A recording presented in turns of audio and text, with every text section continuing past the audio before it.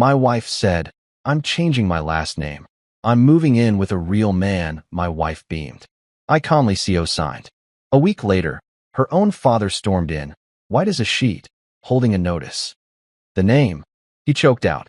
"Tell me you didn't just let him void the family name." Look, I've sat through some pretty uncomfortable dinners in my life. There was that Thanksgiving when Uncle Jerry got drunk and started explaining his cryptocurrency portfolio to the mashed potatoes. And then there was the time my mother-in-law spent 3 hours describing her bunion surgery in excruciating detail while we tried to eat lasagna. But tonight was about to become the heavyweight champion of awkward dining experiences, and I didn't even know it yet. The restaurant was one of those places where they put the menu in a leather binder like it's the Constitution, and the waiter introduces himself like you're about to become lifelong pen pals. "Good evening, I'm Sebastian, and I'll be guiding your culinary journey this evening." "Sure, Sebastian. Guide away, buddy. Just bring me something with carbs, and don't judge me when I pronounce quinoa wrong." Marissa had been acting weird all week. Not her usual brand of weird, which involved reorganizing the pantry at 2 in the morning or watching true crime documentaries while doing Pilates. No, this was a different flavor of strange. She'd been texting constantly, smiling at her phone like it was telling her jokes I wasn't cool enough to hear, and she'd bought a new dress specifically for this dinner. A red one. The kind of red that says, "I'm about to make a scene," in every language including sign language. I should have known something was coming when she invited her entire friend group. Sarah, who thinks namaste is a personality trait. Jennifer, who's been divorced 3 times and treats marriage like a subscription service she keeps canceling. And Rebecca, who once told me at a barbecue that my energy was very beige. Thanks, Rebecca. Your energy is very unemployed, but I kept that observation to myself because I'm classy like that. The appetizers had just arrived. Some kind of deconstructed bruschetta that looked like someone had a fight with a tomato and lost. When Marissa stood up, she actually stood up, right there in the middle of the restaurant, and picked up her wine glass. My first thought was, oh God, she's pregnant. My second thought was, wait, we haven't had sex in 4 months, so that would be quite the miracle. My third thought never got to finish forming because that's when she started talking.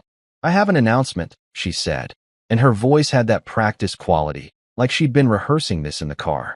Probably used the rearview mirror as her audience and everything. The entire table went quiet.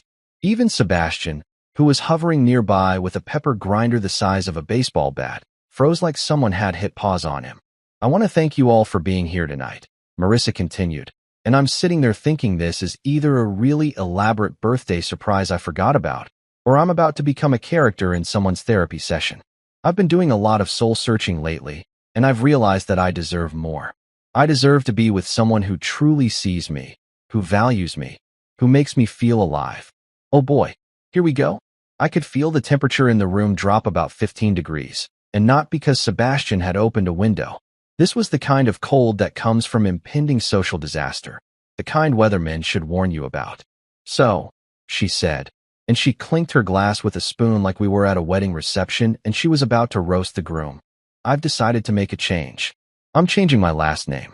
She paused for dramatic effect, really letting that sentence marinate in the shocked silence. "I'm moving in with a real man." The gasps that erupted around that table could have powered a small wind turbine. Jennifer's hand flew to her mouth. Sarah knocked over her water glass. Rebecca looked like she'd just witnessed a UFO landing in the breadbasket. And me? I just sat there, fork halfway to my mouth, still holding a piece of that deconstructed bruschetta that was now probably the most stable thing at this table. That's when I noticed him. Grant. He'd been sitting 2 tables over, and now he was standing up with this smile that could only be described as predatory. The guy looked like a used car salesman who'd just convinced someone to buy the extended warranty on a 1987 Civic. He was wearing a tuxedo to a casual dinner, which should have been my first red flag. But hindsight is 2020, and I was still processing the fact that my wife had just announced our divorce like it was a gender reveal party. He walked over, actually strutted, like he was on a runway in Milan instead of a moderately priced Italian restaurant in the suburbs, and put his arm around Marissa. She melted into him like butter on hot pancakes, and her friends started clapping. Actually clapping. Like this was a performance, and they were the audience giving a standing ovation to the death of my marriage. Ben's been so understanding about all of this, Marissa said, looking at me with what I can only describe as manufactured pity. He knows I need to follow my heart. Understanding? Lady, I didn't even understand why you bought 17 throw pillows for a couch that seats 3 people. But sure, let's pretend I'm on board with this circus. Grant extended his hand to me. No hard feelings, man. Sometimes people just grow apart. I looked at his hand like it was offering me a timeshare presentation, but I shook it anyway because my mother raised me with manners, even if his mother apparently raised him in a barn where they taught advanced courses in home wrecking. None at all, I said, and I meant it. Not because I'm some enlightened Buddha figure who's above earthly emotions, but because I was too busy doing mental math. See, there was something these 2 lovebirds didn't know. Something Marissa had clearly forgotten in her rush to find a real man who probably couldn't change a tire without calling AAA. Marissa pulled out papers from her purse. Actual papers. She'd brought divorce documents to dinner like they were the dessert menu. I just need you to sign these, she said sweetly. I've already had my lawyer look everything over. It's all very straightforward. Straightforward. Right. I scanned the documents quickly. Standard stuff, mostly. Division of assets, custody arrangements. We don't have kids, thank God. And there it was, her request to legally change her name from Hollis to Grant. Effective immediately. I pulled out my pen, a nice one, a Mont Blanc my grandfather gave me, which felt appropriate for what was about to happen, and I signed. Just like that. Signed away 12 years of marriage with the same flourish I used to sign credit card receipts at Target. The table erupted in more applause. Jennifer was crying happy tears. Sarah was already taking photos for what I assumed would become an Instagram post about female empowerment. Rebecca nodded at me approvingly, like I'd finally done something that elevated my beige energy to maybe a light tan. You're being so mature about this, Marissa said, and she actually looked surprised. Like she'd expected me to flip the table or challenge Grant to a duel or something equally dramatic. Of course, I said, raising my wine glass. To new beginnings. May your real man teach you about real consequences. They all drank to that, completely missing the second part of my toast. Grant ordered champagne. The expensive kind. On my credit card, naturally. I didn't even flinch. Let him have his moment. Let them all have their moment. Because while they were toasting and taking selfies and planning Marissa's new life as Mrs. Grant, I was thinking about a conversation I'd had with my grandfather about 20 years ago. We'd been sitting in his study, the one that smelled like old books and older money, and he'd tapped a thick leather binder on his desk. Benjamin, he'd said, using my full name like he always did when he was about to drop knowledge. The Hollis name isn't just a name. It's a contract. It's a legacy. And there are rules. He'd opened that binder and pointed to a clause. Provision 9b, it was called. Never let anyone disrespect this name. And if they do, if they voluntarily remove themselves from it, make sure they understand what they're giving up. At the time, I'd been 19 and more interested in whether I could borrow his car for the weekend. But now those words were echoing in my head like a prophecy finally coming true. I watched Marissa and Grant feed each other tiramisu, and I smiled. A real smile. The kind that comes from knowing something nobody else at the table knows. She thought she was leaving me. But really? She'd just signed herself out of something much bigger than a marriage. She'd voluntarily exited the Hollis family trust, the Hollis estate, and every single benefit that came with carrying that last name. And the best part? She did it in front of witnesses, with legal documentation, while wearing a red dress and drinking champagne she couldn't afford. More wine? Sebastian asked, appearing at my elbow with impeccable timing. Please, I said, and keep it coming. I'm celebrating. Celebrating what, sir? I looked at Marissa, who was now showing off her new last name by practicing her signature on a napkin like a teenager doodling her crush's name in a notebook. My wife just pressed the self-destruct button on her entire future, I said quietly, and she thinks it's a launch pad. Sebastian looked confused, but he poured the wine anyway. Good man, Sebastian. Very good man indeed. I got home around 11, which was impressive considering I'd consumed enough wine to pickle a small elephant. The Uber driver tried to make conversation about cryptocurrency, and I just nodded along while mentally calculating how much money Marissa had just cost herself. Spoiler alert, it was more than whatever Bitcoin was worth that week. The house was empty. Obviously, Marissa had apparently moved out while we were at dinner. which showed a level of pre-planning that would have been impressive if it wasn't being used to nuke her own financial stability. Her closet was cleared out, her bathroom counter was bare except for one bobby pin she'd missed, and there was a note on the kitchen counter that said, "I'll send someone for the rest of my things." "Sure, sweetheart. Send whoever you want. Just make sure they have the security clearance, because after tomorrow morning, this house is going to have more locks than Fort Knox." I poured myself 3 fingers of bourbon. The good stuff, the 18-year-old Pappy Van Winkle that Marissa always said was too expensive to actually drink. Well, guess what? Tonight felt like the perfect occasion. I grabbed the bottle, grabbed a glass, and headed to my office, the one room in this house that Marissa had never bothered to understand or care about. See, Marissa thought my office was where I played video games and avoided her requests to organize the garage. She wasn't entirely wrong, but she'd missed the filing cabinet in the corner. The one that required 2 keys and a combination to open. The one that held documents she'd never bothered to ask about because she assumed Hollis was just my last name and nothing more. That was her first mistake. Well, technically her second, if we're counting Grant as mistake number 1. I unlocked the cabinet and pulled out the binder. It was thick, leather-bound, and had that old document smell that somehow makes everything inside seem more official and slightly intimidating. The cover had 3 words embossed in gold lettering: Hollis Family Holdings. Now, let me paint you a picture here. The Hollis family isn't Rockefeller-level rich or anything, but we're comfortable. Very comfortable. The kind of comfortable where you don't have to check your bank account before buying things, and you can afford to have opinions about wine regions.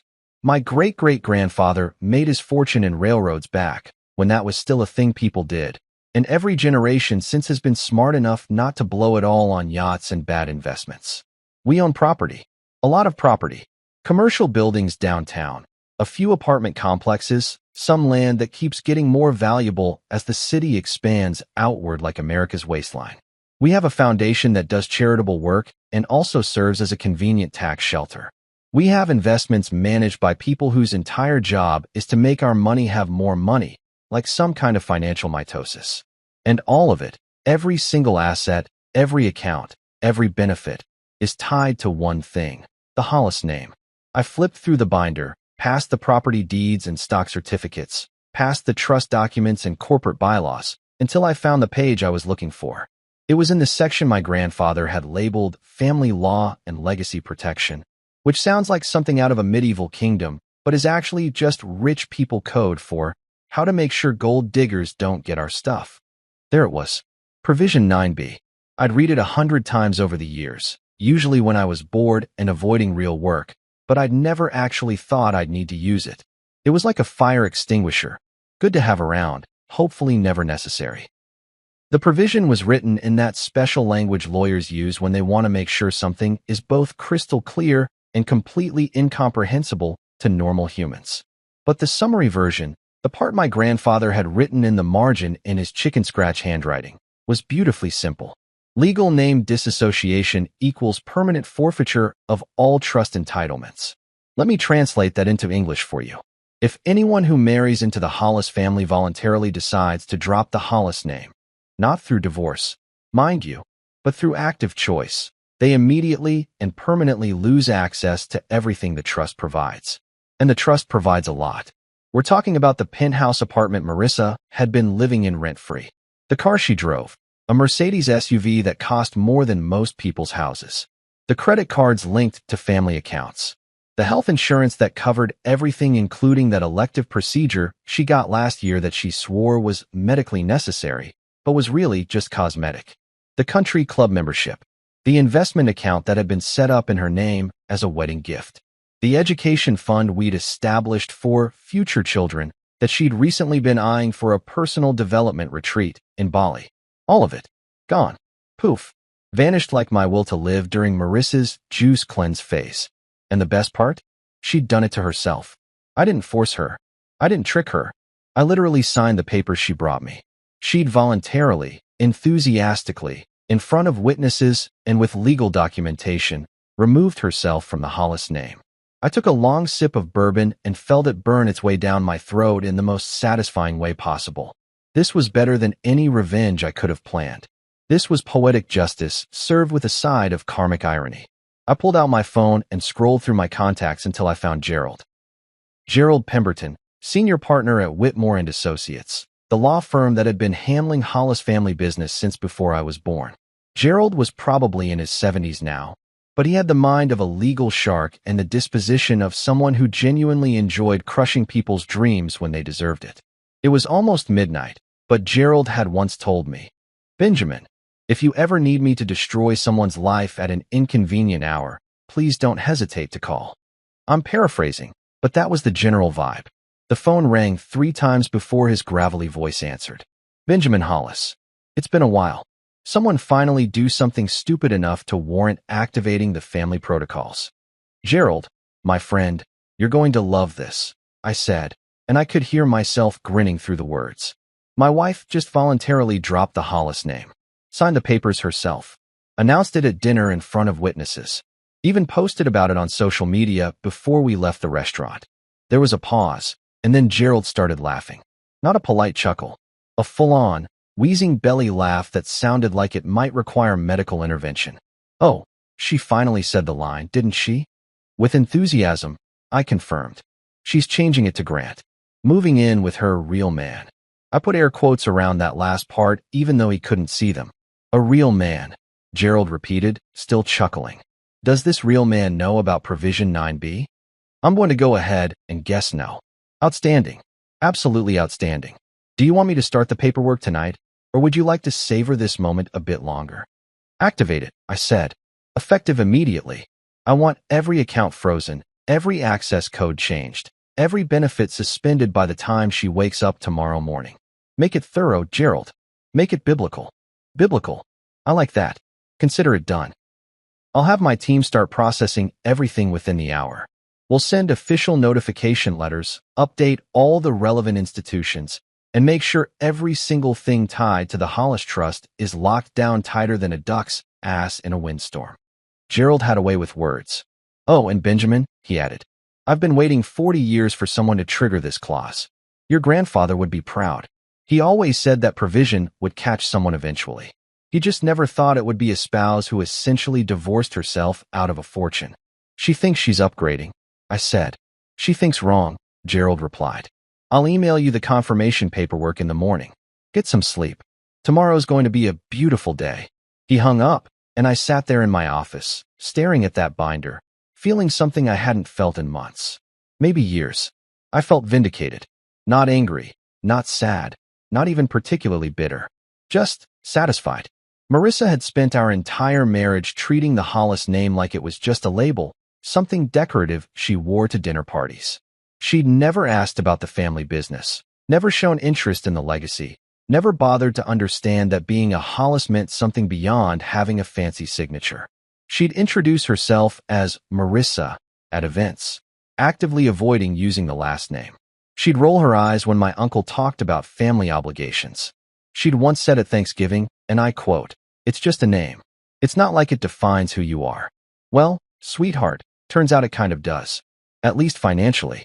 I closed the binder and put it back in the cabinet, locking it with the same care someone might use to seal a tomb. Ancient curses and all that.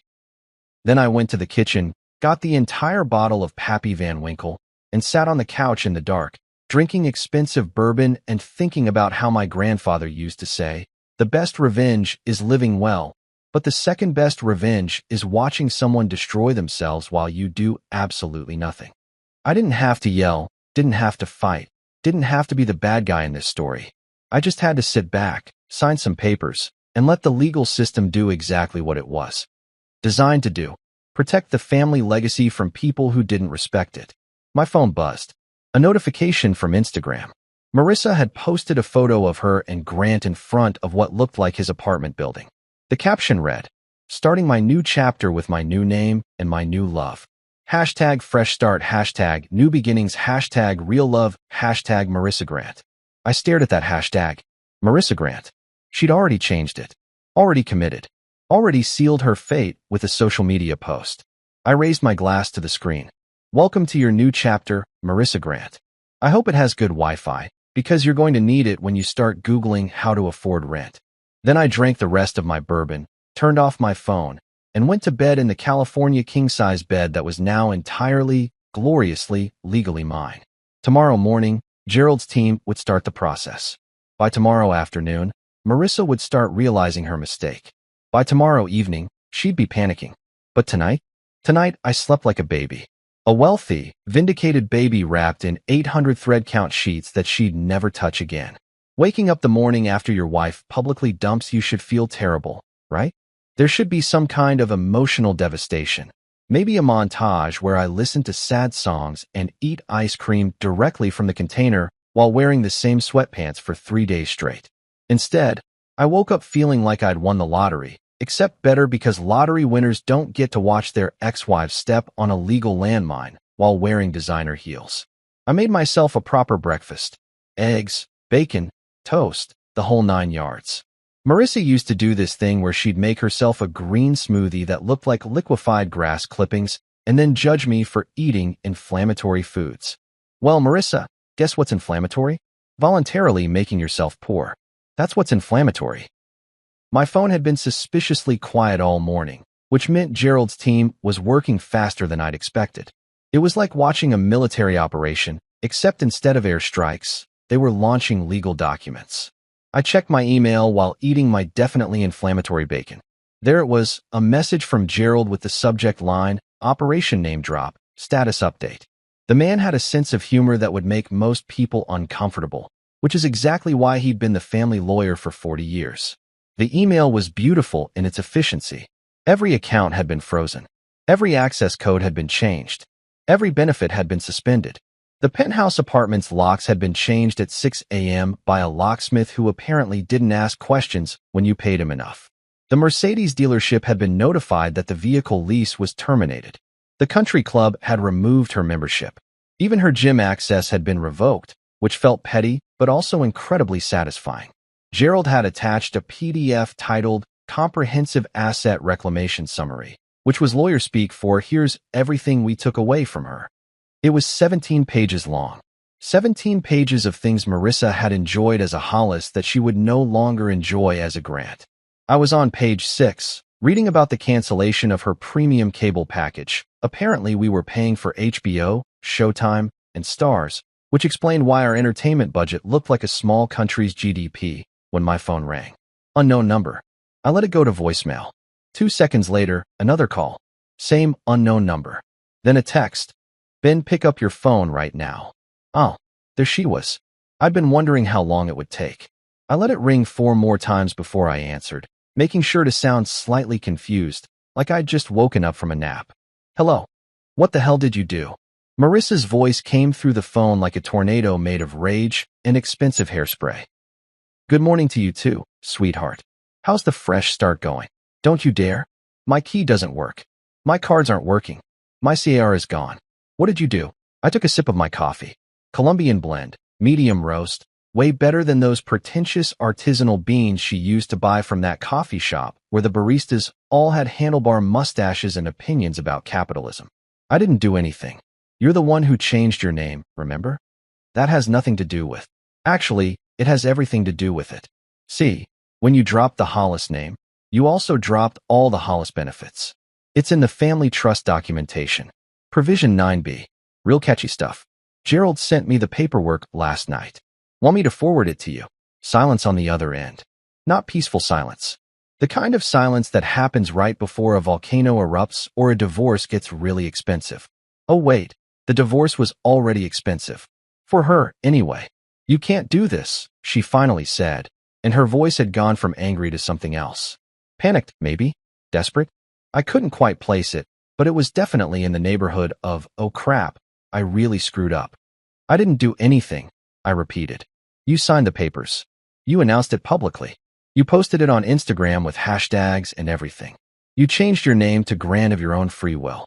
The trust just responded accordingly. But the apartment, Ben. My stuff is in there. My clothes, your stuff will be boxed up and delivered to whatever address you provide. Gerald's team is very thorough. They'll even use good boxes, not like those flimsy ones from the grocery store. First class all the way. This is insane. You're being vindictive. I laughed. Actually laughed. Vindictive would be me fighting you in court for years.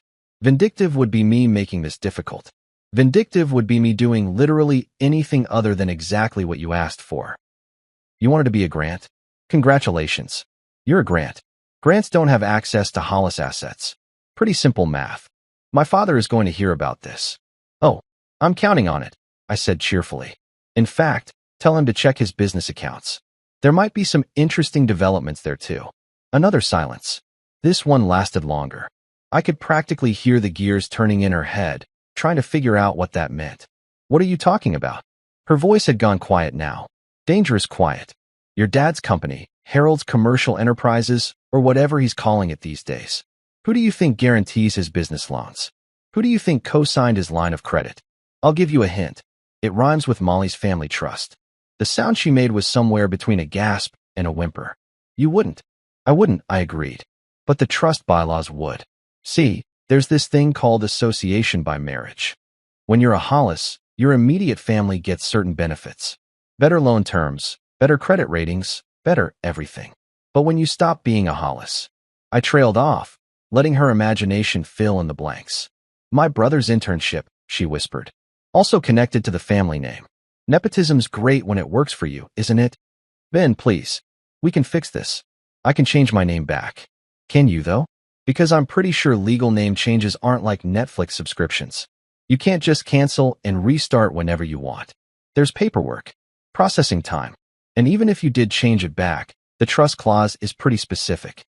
Voluntary disassociation is permanent. You disassociated, voluntarily, in front of witnesses, while wearing red. Why are you doing this? And now she was crying. Real tears. Not the manipulative ones she used to deploy when she wanted a new handbag or for me to agree to host her mother for Thanksgiving. I'm not doing anything, I said for the third time. You did this.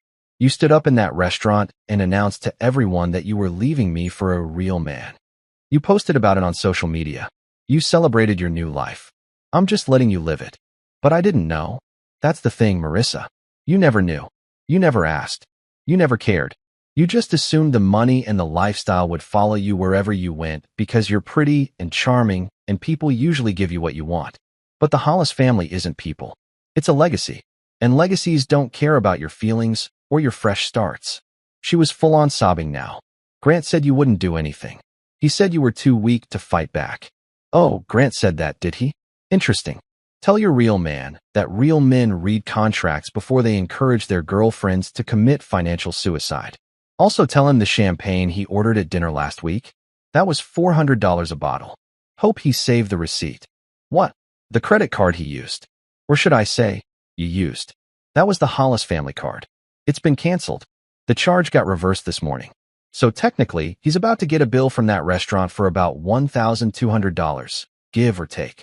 Including Sebastian's tip, which was generous because I was in a good mood. The sobbing stopped. Now there was just breathing. Heavy, angry breathing. You planned this, she said. I didn't plan anything. I just understood the rules of the game you didn't know we were playing. I hate you. You're entitled to your feelings. But hate doesn't pay rent, Marissa. Might want to figure that out before the first of the month. She hung up. Didn't even say goodbye. Rude. I finished my breakfast, did the dishes, because I'm civilized, and then spent the rest of the morning doing something I hadn't done in years, whatever I wanted. I went for a run without Marissa complaining that I was going to track dirt into the house. I watched a movie she would have hated. I ordered Chinese food for lunch even though she always insisted it was too greasy and not organic. Around 3 p.m., I decided to check social media. I know. It's like picking at a scab, but sometimes you just need to see the damage. Marissa's Instagram was a goldmine of delusion. She'd posted 6 times in the past week, all of them documenting her new life. There was a photo of her and Grant holding hands in front of his apartment building with the caption, "Home is where the heart is." There was a selfie of her with her new driver's license showing her new last name. There was even a video of her packing boxes with the caption, "Out with the old, in with the new." But the post from this morning was my favorite. It was a photo of her and Grant in front of a BMW. Not the Mercedes she used to drive. A different car. His car, presumably. The caption read, "My real man knows how to treat me right. New name, new life, new adventures. Hashtag Marissa Grant, hashtag fresh start, hashtag living my best life." I read it 3 times, savoring every word like fine wine. Then I did something I probably shouldn't have done, but absolutely didn't regret. I commented, "Nice car. You should read the fine print on those lease agreements. Also, how's the apartment situation working out? Get those locks figured out yet?" The comment posted. I watched it sit there for exactly 43 seconds before it disappeared. Deleted. Too late, though. 17 people had already liked it, including Jennifer, Sarah, and Rebecca, her so-called friends who were apparently enjoying the drama as much as I was. My phone buzzed. A text from Gerald. "I see you're poking the bear. Professional advice. Stop. Personal advice. Keep going. This is hilarious." I texted back. "Just being helpful. Someone needs to explain reality to her. Reality is about to get very clear. The bank just processed the account freezes. Her father called my office 6 times in the past hour. I'm having my assistant tell him I'm in Barbados." "Are you in Barbados?" "I'm in my office eating a sandwich." "But he doesn't need to know that." I grinned at my phone. Gerald was earning every penny of his absolutely ridiculous hourly rate. Another text came through. This one from a number I didn't recognize. "You're going to regret this. Grant." Oh, the real man was weighing in now. How delightful. I texted back. "Only thing I regret is not activating that trust clause sooner. Tell me, how much is your rent?" Asking for a friend who's about to need roommates. He didn't respond. Coward. I spent the rest of the afternoon reading through the trust documents, not because I needed to, but because I was genuinely fascinated by how thoroughly my grandfather had protected the family assets. Every possible loophole was closed. Every potential exploit was accounted for. It was like reading a legal thriller, except it was real and Marissa was the unsuspecting victim. That night, I slept better than I had in years. No snoring from Marissa. No cold feet pressed against my legs. Number 2 a.m. wake-ups because she heard a noise that turned out to be the house settling. Just me, my California king bed, and the sweet, sweet sound of consequences catching up to people who absolutely deserve them. I was making myself a spectacular lunch, grilled cheese with 3 different kinds of cheese because I'm an adult and I can do what I want, when the pounding started. Not knocking. Pounding. The kind of aggressive door assault that makes you think either the police are here with a warrant or someone's about to have a really bad day. Spoiler alert, it wasn't the police. I looked through the peephole, and there he was. Harold Mitchell, my soon-to-be former father-in-law, looking like he'd just run a marathon through a car wash. His face was red enough to be a health hazard. His hair was doing that thing where it sticks up in weird places because he'd been running his hands through it. And he was sweating through his dress shirt like he'd just finished filming an infomercial for antiperspirant. That doesn't work. He pounded again. "Benjamin, open this door right now." I took a bite of my grilled cheese, chewed thoughtfully, and then opened the door with the kind of casual energy you'd use to greet a pizza delivery guy, not your enraged father-in-law, who looked like he was one blood pressure spike away from a medical emergency. "Harold, what a pleasant surprise. I wasn't expecting company. Come on in, I guess." He didn't wait for me to finish the sentence. He stormed past me like a linebacker on a mission, nearly knocking over the coat rack in the process. In his hand was a letter. Not just any letter. One of those official-looking ones with the law firm's letterhead that practically screams, "Your life is about to get complicated." I closed the door and leaned against it, still holding my grilled cheese. "Can I get you something to drink? Water? Coffee? A paper bag to breathe into?" "Don't you dare," he snarled, spinning around to face me. His finger was pointing at me like he was trying to cast a spell, or maybe just struggling to remember how pointing works when you're that angry. "Don't you dare act like this is funny." "I'm not acting like it's funny," I said, taking another bite. "I genuinely find it hilarious. There's a difference."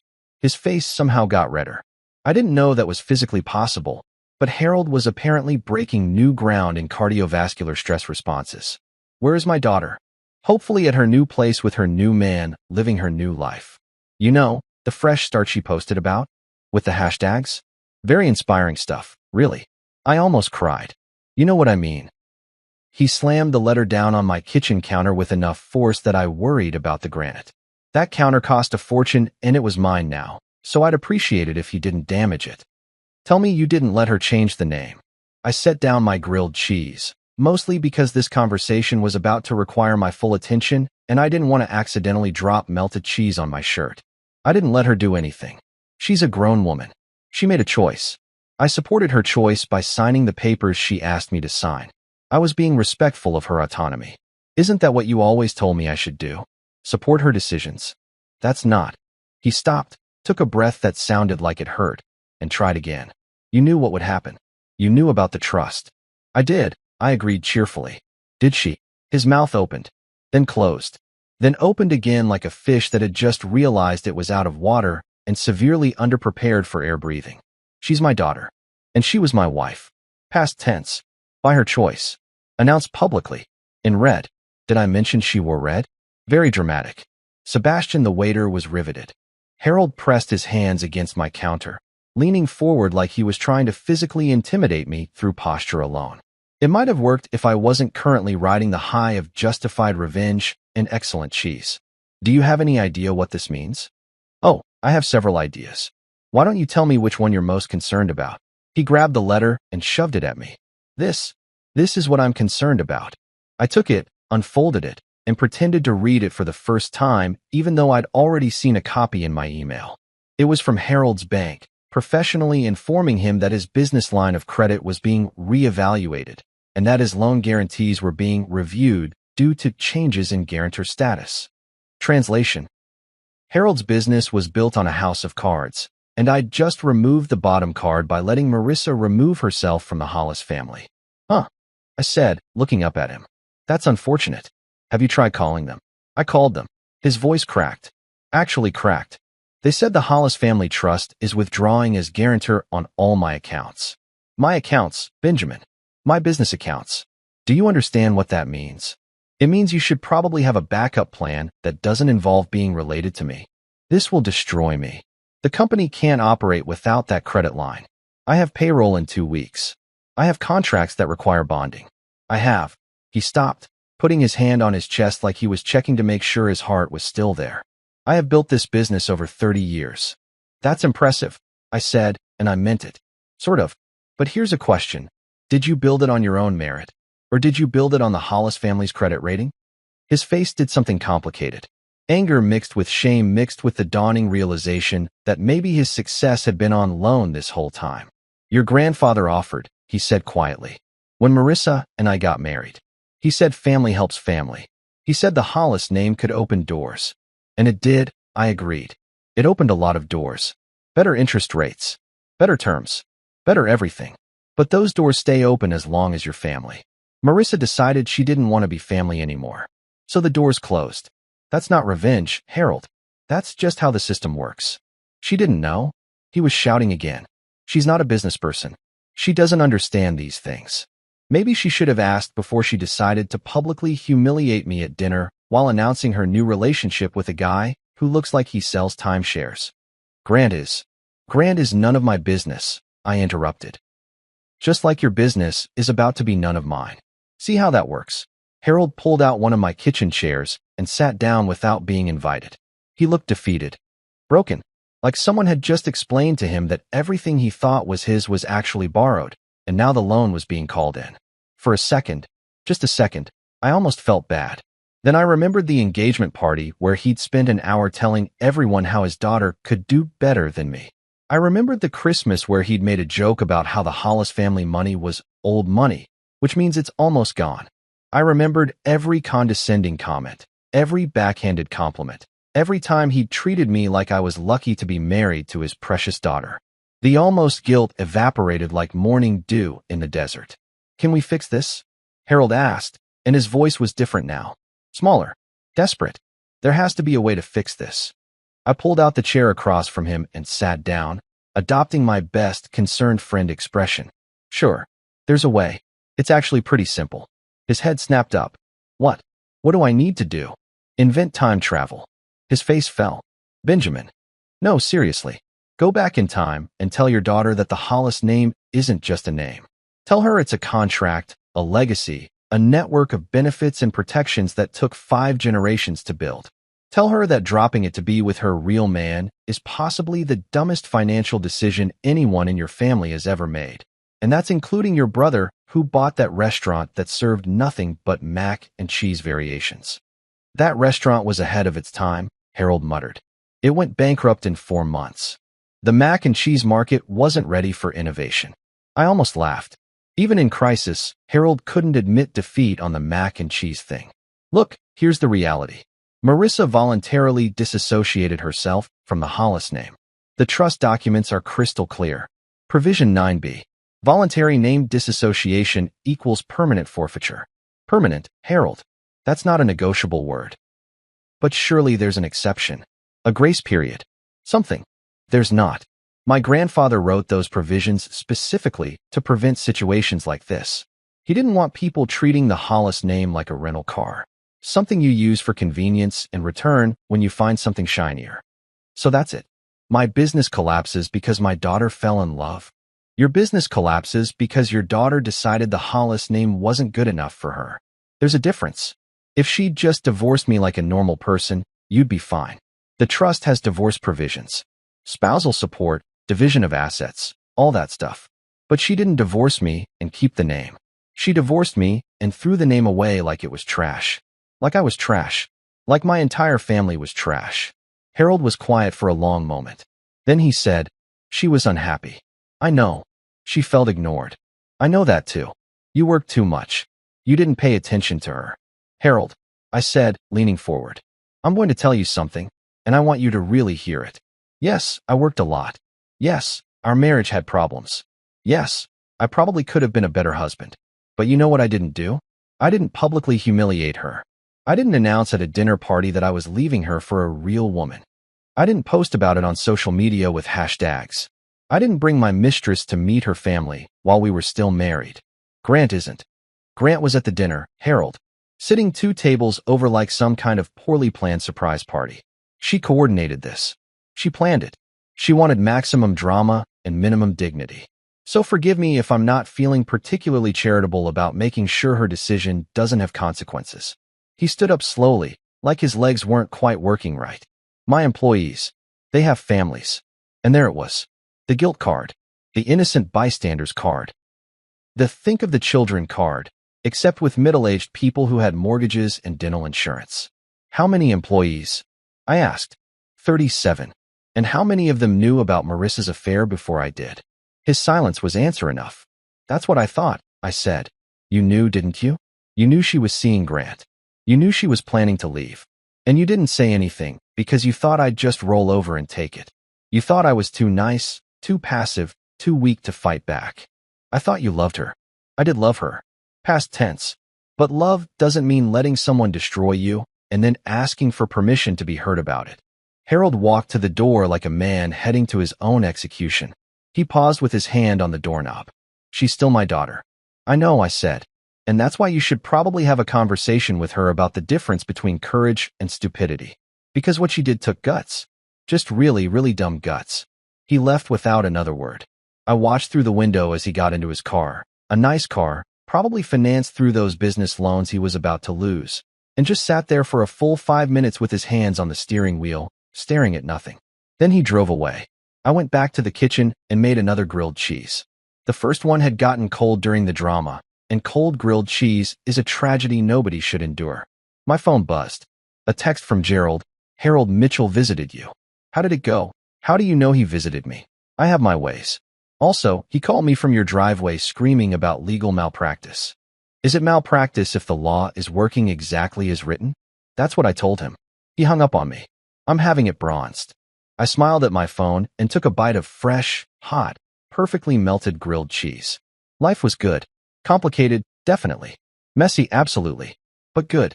Really, really good. By Friday, the universe had apparently decided to put on a masterclass in cause and effect, and I had front row seats to the greatest show on earth. I'm talking chaos with a capital C, the kind of beautiful disaster you can't look away from even if you wanted to. And trust me, I absolutely did not want to. I started my morning the way any reasonable person would, with coffee that cost more per pound than most people's car payments and a spreadsheet Gerald had sent me titled Cascade Analysis. The man was documenting Marissa's self-destruction like it was a scientific experiment. There were columns. There were footnotes. There was even a graph showing the timeline of consequences, color-coded by severity.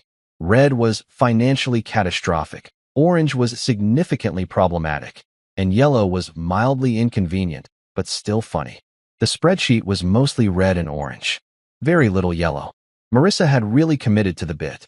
Let me walk you through the domino effect, because it was truly a thing of beauty. First domino, Marissa's scholarship fund.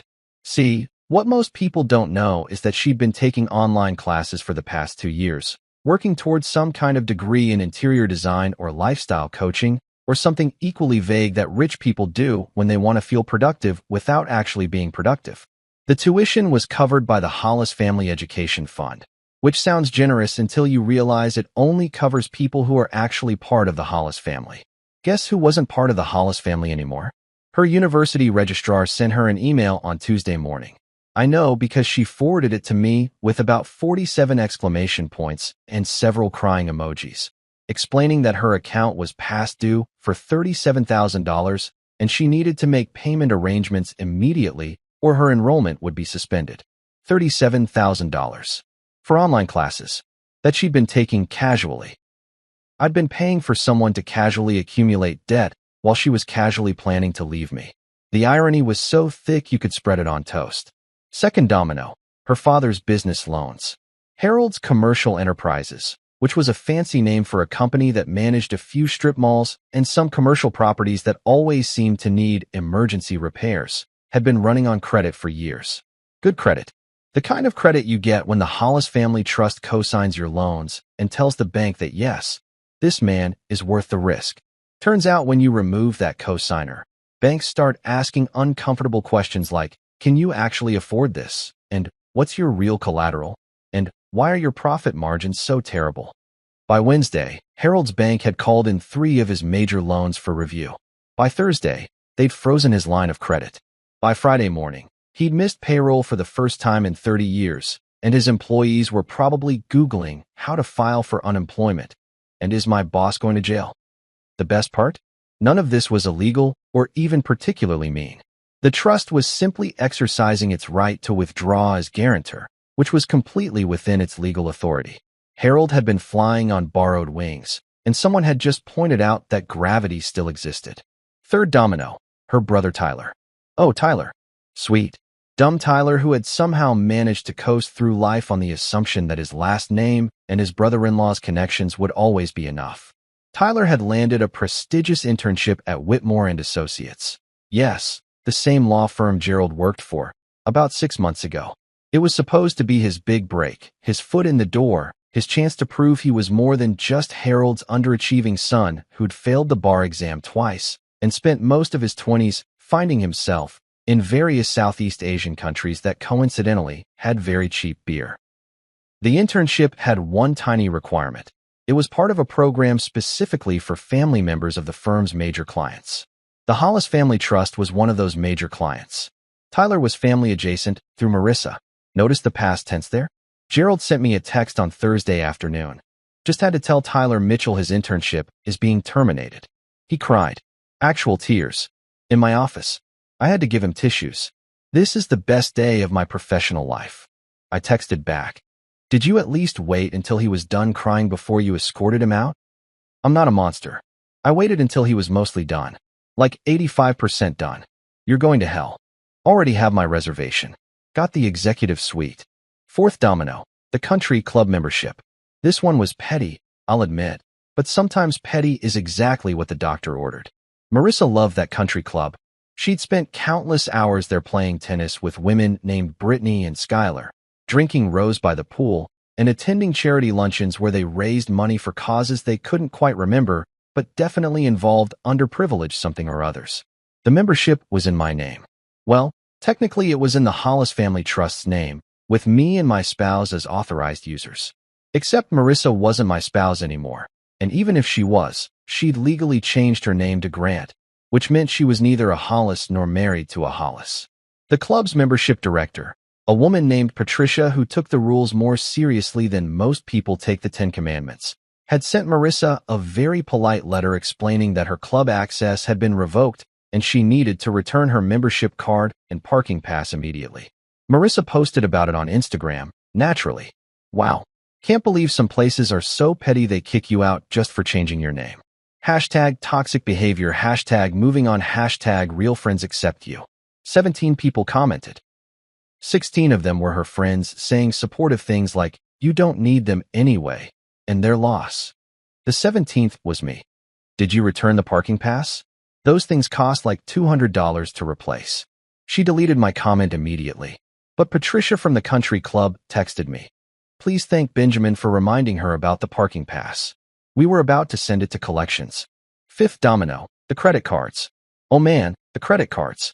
This was perhaps the most satisfying domino of all, because Marissa had been treating those cards like they were magical pieces of plastic that generated money through photosynthesis. There were 6 cards total, all linked to Hollis family accounts, all with limits that would make normal people dizzy. She'd been using them for everything. Groceries, clothes, that boutique where they sold candles that cost $80 and smelled like coastal grandmother energy, whatever the hell that meant. On Tuesday, all 6 cards were canceled. Not declined.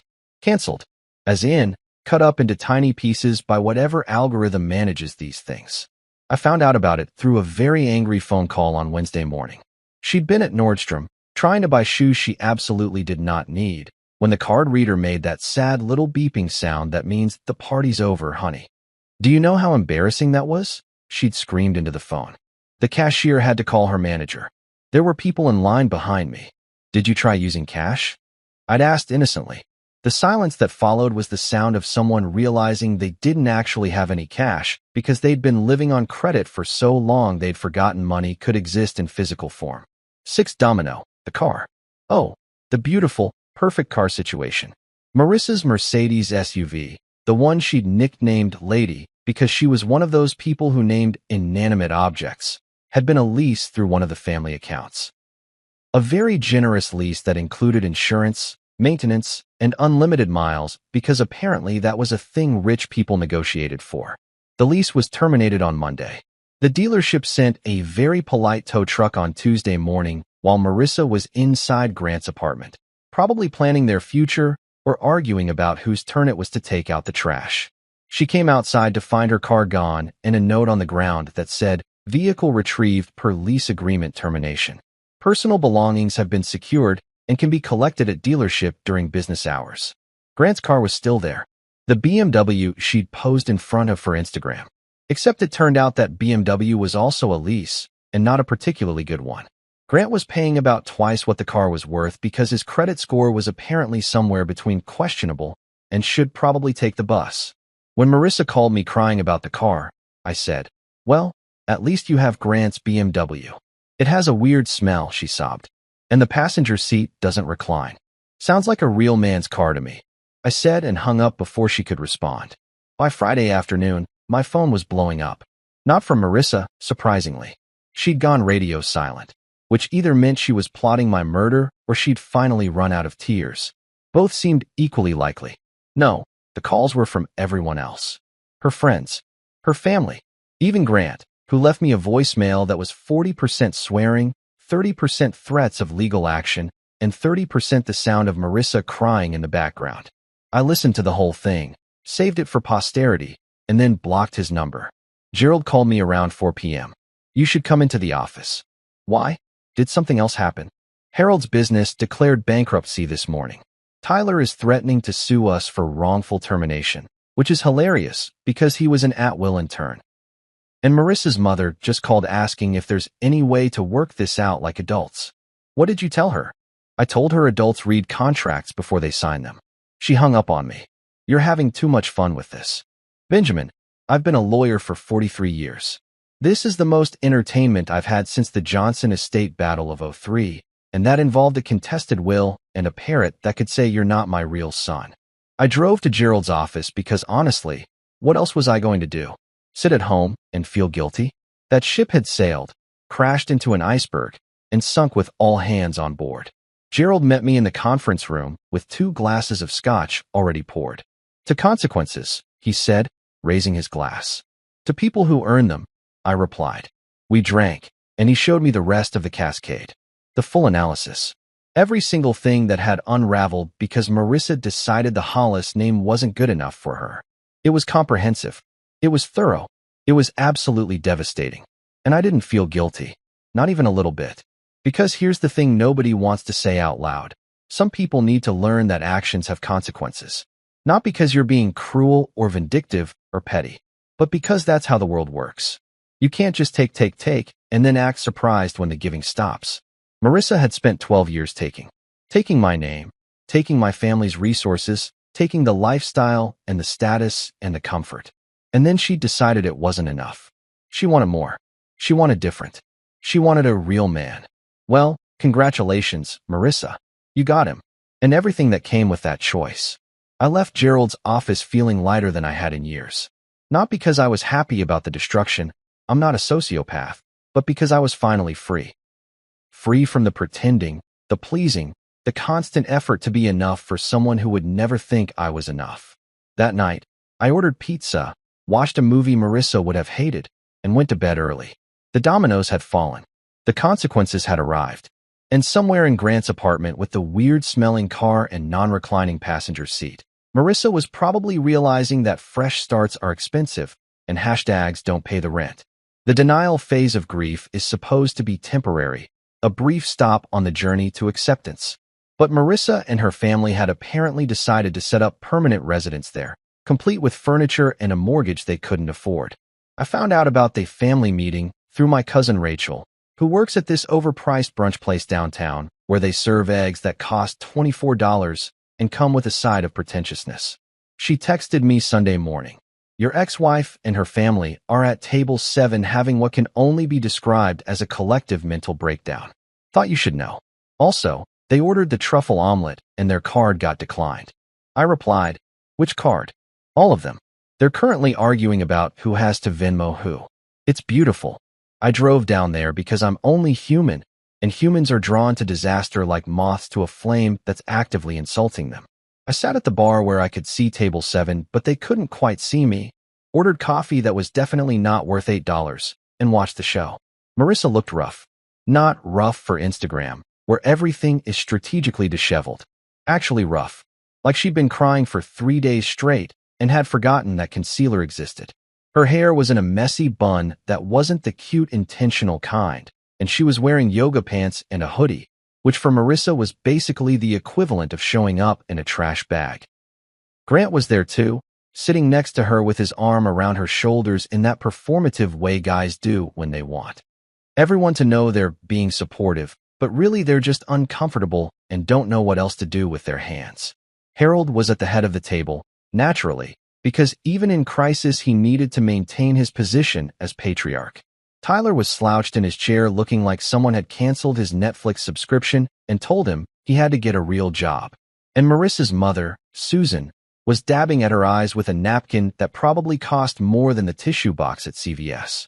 I couldn't hear everything they were saying, but Rachel had accidentally seated herself at the table next to them to wipe down some already clean surfaces, and she was feeding me updates via text. The mom just said, it's just a name. It shouldn't matter this much, Rachel texted. I nearly spit out my overpriced coffee. Harold is now explaining that names do matter, and she's saying that's old-fashioned thinking. Came the next text. This was better than anything Netflix had to offer. Grant apparently decided this was his moment to contribute to the conversation because I saw him lean forward with that expression men get when they think they're about to say something profound. Rachel's next text confirmed it. The boyfriend just said, in the modern world, we should be able to choose our own identities without financial consequences. I'm dying. I replied. Tell me someone is recording this. Better. The table behind them is live tweeting it. Hashtag just a name is trending locally. I pulled out my phone and checked Twitter. Sure enough, there it was. Someone with the handle at Brunch Drama had started a thread, currently witnessing a family having a breakdown over a name change at Sunday brunch. Thread incoming. Popcorn. The tweets were gold. Dad figure keeps saying, but the business and mom figure keeps saying, it's just a name. Neither is listening to the other. Hashtag just a name. Daughter is crying into what I think used to be Eggs Benedict. Boyfriend looks like he wants to be literally anywhere else. Hashtag just a name. Someone just said, maybe if we explain it to Benjamin, and dad figure laughed. Like, actually laughed. Out loud. Hashtag just a name. Update. Their card got declined. Dad is now lecturing about financial responsibility while pulling out a different card. The irony is thick. Hashtag just a name. I was enjoying this way too much. I should probably have felt bad about it. I didn't. My phone rang. Gerald. I answered quietly, keeping my eye on table 7. Are you at the greenhouse? He asked. How do you? My wife is at the table behind the Mitchells. She's the one tweeting. She says Harold looks like he's about to have an aneurysm, and can we expedite his health insurance cancellation? Your wife is at brunch drama? Married her for her sense of humor. She's asking if you want her to go over and say hello. Absolutely not. This is perfect as is. Don't touch it. She says Marissa just told Grant that Ben will come around eventually because he's too nice to stay mad. I laughed. Actually laughed, right there at the bar. Too nice. She thinks I'm too nice. You were too nice, Gerald corrected. Past tense. Current you is delightfully vindictive. I approve. I watched as Susan reached across the table and took Marissa's hand in that maternal way that's supposed to be comforting. Rachel texted, Mom just said we'll fix this. It's America. Everything can be fixed with the right lawyer. I hate to break it to her. Tell her we have the right lawyer and he's on my side. I texted back. At table 7, Tyler finally seemed to be contributing to the conversation. He was gesturing wildly, apparently having found his voice now that he'd had time to process being fired from his internship. Rachel's next text made me choke on my coffee. The brother just suggested they sue for discrimination based on name change. He's very proud of this idea. Everyone else looks doubtful. Gerald, still on the phone, said, My wife says Tyler just proposed a discrimination lawsuit. Tell me he didn't. He did. That boy failed the bar exam twice and somehow thinks he understands civil rights law. The hubris is breathtaking. I watched as Harold apparently shot down Tyler's legal theory, based on the way Tyler deflated like a sad balloon. Grant was now saying something, looking very serious and important. Rachel texted, Boyfriend is explaining that society needs to evolve past archaic family structures. Direct quote. I'm putting it on my vision board. Grant's a philosopher now, I told Gerald. Grant's unemployed. My wife looked him up. He got laid off from his sales job 3 weeks ago and hasn't told Marissa yet. He's been going to Starbucks every morning and pretending to work. You're joking. I never joke about financial instability in my adversaries. It's too delicious. This was the gift that kept on giving. Marissa had left me for a real man who was currently faking having a job while lecturing about societal evolution over a brunch he couldn't afford. The check arrived at table 7. I watched Harold pull out another credit card. The server came back, shook his head. Harold tried a third card. Same result. Susan offered hers. Declined. Grant finally pulled out his wallet with this resigned expression like he knew what was coming. His card worked, but based on the way his jaw clenched, it had probably maxed out whatever remaining credit he had. Rachel texted, The boyfriend just paid. He looks like he's going to cry. This is the best shift I've ever worked. I'm naming my firstborn after you. I accept this honor, I texted back. The Mitchell family was standing up now, gathering their things, and I could see the exact moment when Susan spotted me at the bar. Her eyes went wide. She said something to Harold, who turned and looked directly at me. I raised my coffee cup in a friendly salute. Harold's face went through about 5 different expressions in 3 seconds, landing somewhere between fury and exhaustion. Susan looked like she wanted to come over and either hug me or slap me. I genuinely couldn't tell which. Marissa saw me last. Her face crumpled in this awful way that might have made me feel guilty if I hadn't spent the last hour watching her entire family rationalize away her mistakes like they were discussing a parking ticket instead of financial suicide. Grant put his arm around her and steered her toward the exit, shooting me a look that was probably supposed to be intimidating, but mostly just looked like indigestion. Tyler gave me the finger as he walked past. Very mature, really showcasing that advanced emotional intelligence. Harold stopped at the bar. Just stopped. Stood there looking at me like I was a puzzle he couldn't solve. It's just a name, I said quietly, repeating what I'd heard through Rachel's intel network. That's what you all keep saying, right? It's just a name. Shouldn't matter this much. You're enjoying this, he said, and it wasn't a question.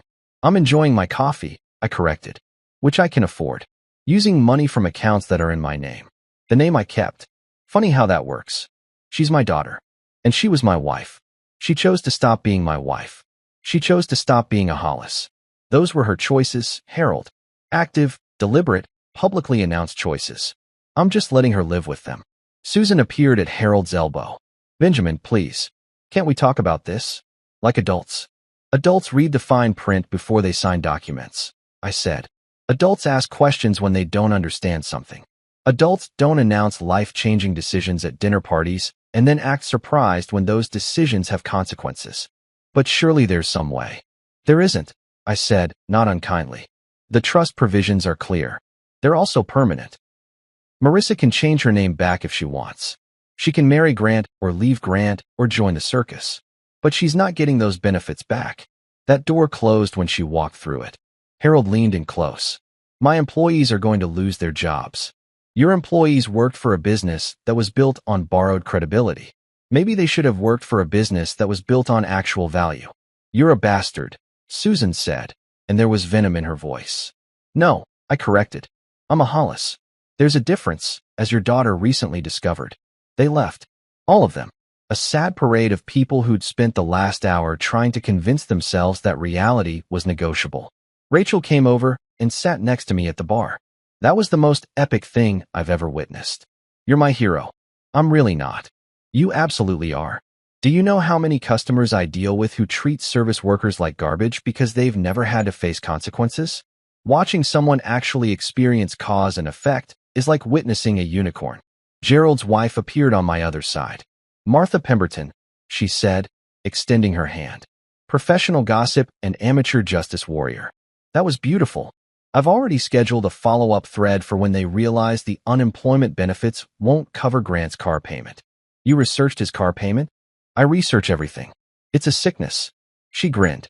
Gerald's told me all about you. I'm glad someone finally activated Provision 9B. That clause has been sitting there for decades like Chekhov's gun, just waiting for someone to be stupid enough to trigger it. I didn't trigger it, I said. Marissa did. Exactly, Martha said. That's what makes it so perfect. She built her own prison and then locked herself inside while complaining about the architecture. My phone buzzed. A text from an unknown number. This isn't over. I showed it to Martha and Gerald, who had just arrived. Gerald took my phone, typed something, and handed it back. The message he'd sent read, "You're absolutely right. It's not over. It's permanent. Best wishes in your fresh start. Ben." Martha high-fived her husband. And I finished my overpriced coffee, left a generous tip for Rachel, and walked out of that brunch place feeling better than I had in 12 years. Because it wasn't just a name. It never was. And now everyone knew it. There's something deeply satisfying about official correspondence. Not email, not text messages. Actual letters, printed on high-quality paper with embossed letterhead, delivered by the United States Postal Service like humanity did back when we had patience and attention spans. Gerald called it the formalization of consequence. I called it the greatest hits album of Marissa's mistakes, professionally bound and delivered with tracking confirmation. The letters went out on Monday morning, and by Monday afternoon, my phone had turned into a device that exclusively received rage and panic. I turned off notifications and just let it vibrate on my desk like a very angry and confused fish while I worked on absolutely nothing important. Rachel texted me around 2 p.m. Your ex-wife just came into the restaurant screaming about mail. We had to ask her to leave. She's sitting in her car in the parking lot. Well, Grant's car. You know what I mean. Is she crying? I texted back. Crying, yelling, possibly having a conversation with God. Hard to tell. Want me to bring her a water? You're too nice for this world, Rachel. I know. It's a burden. I knew what was in those letters. Gerald had shown me drafts last week, and I'd approved them with the kind of enthusiasm usually reserved for puppies or finding money in your coat pocket. There were 7 letters total, each one a masterpiece of legal precision and barely contained schadenfreude. Letter 1 went to Marissa's new address at Grant's apartment, a 2-bedroom in a complex that advertised luxury living, but really meant the appliances are from this decade, and there's a gym nobody uses. The envelope was thick, official, and impossible to ignore. Inside was a comprehensive list of every single benefit she'd lost, itemized with the kind of detail you'd expect from the IRS if the IRS actually cared about your feelings, which it doesn't. But Gerald apparently did in the most savage way possible. The letter started with a paragraph that was pure Gerald. Dear Ms. Grant, this correspondence serves to inform you of the status changes resulting from your voluntary disassociation from the Hollis family name, as executed on date, at restaurant name. in the presence of multiple witnesses and subsequently publicized via social media platforms. Translation: Hey, remember when you publicly dumped your husband? We do. We have receipts. Literal receipts from the restaurant. Then came the list. Oh, that beautiful, devastating list. Trust access, revoked ***. Effective immediately. All distributions, dividends, and discretionary allowances terminated. Estimated annual value, $127,000. I'd done the math with Gerald.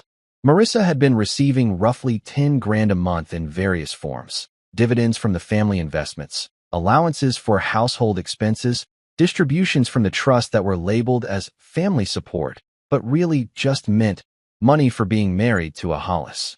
She'd never asked where it came from.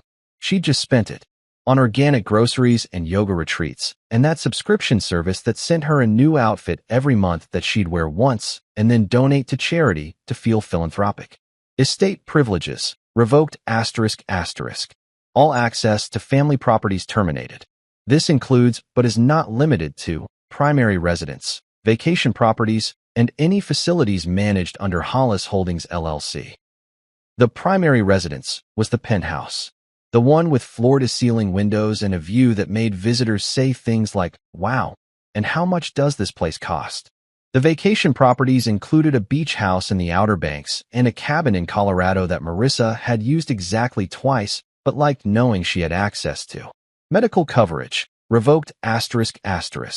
Family health insurance policy terminated. COBRA continuation rights information attached. This was the one that probably hurt most. The Hollis family health insurance was the kind of coverage where you could walk into any doctor's office, say, "I have a headache," and they'd give you an MRI just because they could. No copays, no deductibles, no fighting with insurance representatives named Chad who sounded like they'd rather be literally anywhere else. COBRA, the thing where you can keep your insurance if you pay the full premium yourself, was going to cost her about $800 a month, for a plan significantly worse than what she'd had. Education grants, revoked ***. All tuition assistance and educational funding terminated. Outstanding balances are the sole responsibility of the grant recipient. That $37,000 she owed the university? All hers now. Every penny. The letter even helpfully included the registrar's contact information in case she needed to set up a payment plan. Credit facility access, revoked ***. All authorized user privileges terminated across all family accounts. No more cards. No more emergencies that somehow always involved shoes or handbags or that boutique where they sold scarves that cost more than most people's rent. Club memberships, revoked ***. Country club, athletic club, and all associated recreational facilities. No more tennis with Brittany and Skylar. No more rows by the pool. No more charity luncheons where they pretended to care about literacy while drinking wine that cost more per bottle than the books they were supposedly supporting.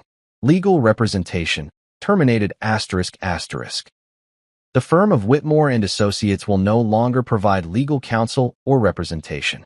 This meant if Marissa wanted to fight any of this, which she couldn't, but she might try, she'd need to hire her own lawyer. With money she didn't have. To fight a case she couldn't win. Against Gerald, who'd been doing this for 43 years and collected difficult cases like some people collected stamps. The letter ended with a paragraph that I'd personally written and Gerald had polished to legal perfection. These actions are not punitive in nature, but rather represent the automatic implementation of trust provisions designed to protect family assets and maintain the integrity of the Hollis legacy. You exercised your right to change your legal name and disassociate from the family. The trust has exercised its corresponding provisions.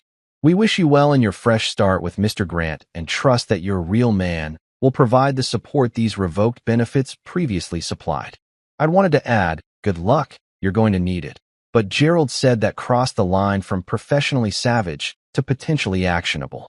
He wasn't wrong, but it would have been satisfying. Letter 2 went to Harold at his business address. It was shorter, but somehow more devastating. It basically said, your loans are being called. Your credit facility is being terminated. Your net 90 terms are now net 15. Have a nice day. Gerald had added a helpful paragraph suggesting Harold consult with bankruptcy attorneys and included a list of 3 firms he recommended. The fact that all three firms were competitors of Whitmore and Associates was just Gerald's way of adding insult to injury. Letter 3 went to Tyler at his apartment, which he apparently shared with two roommates who worked in tech and played video games until 3 a.m. The letter explained that his internship termination was permanent, included documentation of every mistake he'd made during his brief tenure. Gerald kept notes on everything, and suggested he consider alternative career paths that don't require bar admission. I'd asked Gerald if that last part was necessary. He'd said, "The boy told me lawyers were basically just professional arguerizers who made up complicated words to seem smart." This is me being nice.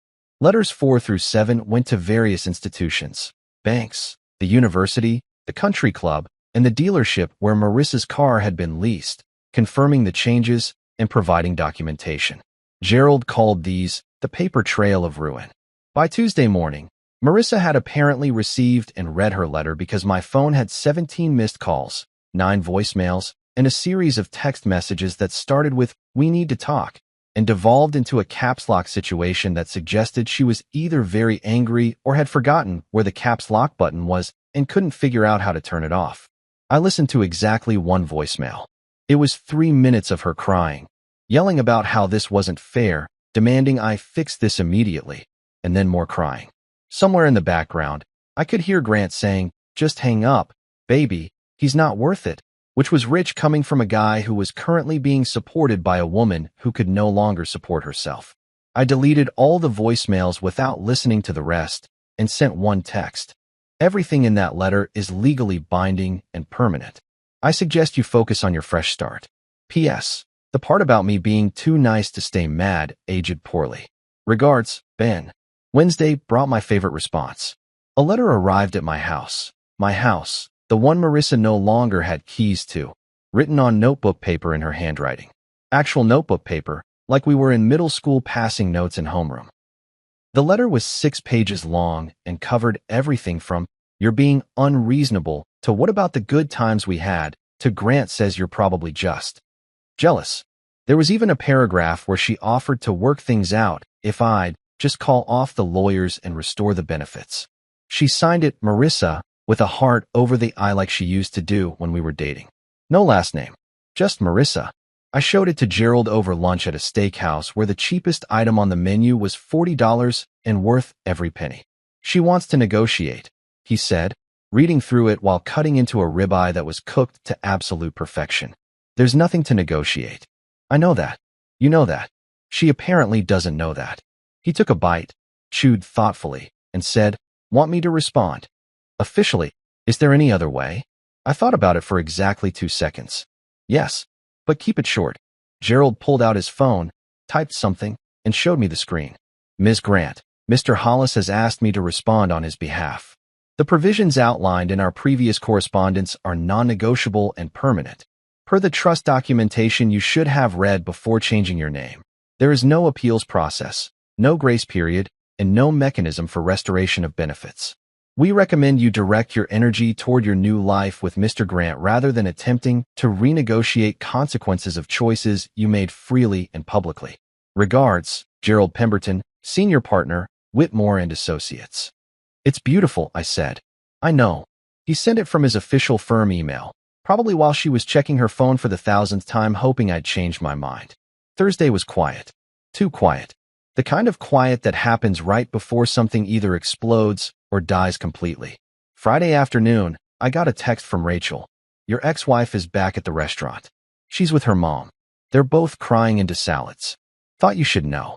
I didn't go watch this time. I'd seen enough. The letters had done their job. The consequences were real, documented, and impossible to ignore. That night, I poured myself a glass of that expensive bourbon, sat on my balcony overlooking the city, and raised my glass to absolutely no one. "To real men," I said quietly. "The kind who read contracts, respect legacy, and understand that some things, like family names, actually matter." Somewhere across the city, Marissa was probably Googling how to undo a legal name change quickly, while Grant was probably Googling how to afford a girlfriend who's suddenly expensive. And I was sitting on my balcony, drinking bourbon I could afford, in a home I owned outright, with a last name that meant something. The letters had been sent. The message was delivered. And the only person who could have prevented all of this was the same person who'd signed her name to the divorce papers with a heart over the I. Consequences, it turns out, don't care about your feelings. They just care about your signature. The quarterly Hollis family board dinner was the kind of event where people wore their actual good jewelry and remembered which fork to use for what course. It was held at the family estate, my Uncle Richard's place, which looked like someone had taken a European castle and given it a moderate American makeover. Harold showed up early. Bold move for someone who technically wasn't invited anymore. He was waiting by the entrance when I arrived, looking like he'd aged about 15 years in 3 weeks. His suit was wrinkled, which for Harold was basically the equivalent of showing up naked. "Benjamin, please," he started, but I just walked past him toward the door. My Uncle Richard, the family chairman and the guy who made Gerald look warm and fuzzy, was standing in the foyer. He looked at Harold the way a cat looks at a bird it's about to eat. "Harold," Uncle Richard said, not unkindly but not warmly either. "This meeting's for name holders only." "But Marissa," Harold tried. "Chose to be a grant," Uncle Richard finished smoothly. "Grants aren't on this ledger." 3 weeks after the board dinner, I was at the downtown shelter where I volunteered every Thursday morning. It wasn't some rich guy guilt thing. I'd been doing it since college, way before Marissa, way before any of this drama. Folding blankets, sorting donations, occasionally helping someone fill out paperwork for housing assistance. Simple work that actually mattered. I was folding my 47th blanket when I heard heels clicking on the concrete floor. Expensive heels. The kind that echo in a way that announces, "I don't belong here, but I'm trying really hard to look humble." Marissa. She looked different. Her hair was pulled back in a simple ponytail. No makeup, or at least way less than usual. She was wearing jeans and a plain sweater, both of which I recognized from 3 years ago because apparently buying new clothes required money she didn't have anymore. "Ben," she said, and her voice cracked on just my name. I kept folding. "Marissa, can we talk?" "We are talking. Please." She stepped closer. Her mascara was smudged. She'd been crying. Again. I didn't know it would go this far. I set down the blanket and looked at her. Really looked at her. "You thought you were upgrading, didn't you? Thought you were trading in an old model for something newer, shinier, better." "I just wanted to feel chosen," I finished. "I know. You said that at dinner. Right before you chose to publicly humiliate me and legally destroy your own financial stability." "Grant and I broke up," she said quietly. "Of course they did. When? Last week. Turns out his consulting business was unemployment and lies. He couldn't afford me." His words, not mine. I almost laughed. "Almost. So now you're here. Looking for what exactly? Forgiveness? Money? A time machine?" "I just wanted to feel like someone chose me, Ben. Like I mattered to someone." "I chose you," I said, and my voice was harder than I intended. 17 years ago. With a mortgage, a minivan, and joint tax returns. I chose you every single day for 12 years. You just didn't think that counted because it wasn't exciting enough for Instagram." She wiped her eyes. "Can I come back?" I picked up another blanket. Started folding. "Sure. As soon as my last name does." Silence. The kind that feels like acceptance finally arriving way too late. "I'm sorry," she whispered. "I know you are. Sorry doesn't pay rent, though." She stood there for another minute, maybe hoping I'd change my mind, maybe just trying to figure out what to say. Finally, she turned and walked away, those expensive heels clicking against concrete until the sound faded completely. I finished folding the blanket. Some choices you can undo. Some you can't. And some people have to learn the difference the hard way. The Hollis Foundation dinner came 2 months later. It was the kind of event where people donated money they'd never miss to causes they'd probably forget about by Tuesday. But at least the champagne was good and the tax deductions were better. This year's invitations had a new line printed at the bottom. Attendance restricted to verified Hollis name holders and their guests. Uncle Richard's idea. Gerald approved it. I just smiled when I saw it. The ballroom was elegant. Velvet curtains, classical quartet, centerpieces that probably cost more than most people's car payments. I gave a short speech about legacy and responsibility, the kind of thing my grandfather would have said if he'd been better at public speaking and worse at day drinking. "Some people think legacy is money," I said, looking out at the room full of relatives who actually understood what our name meant. "It's not.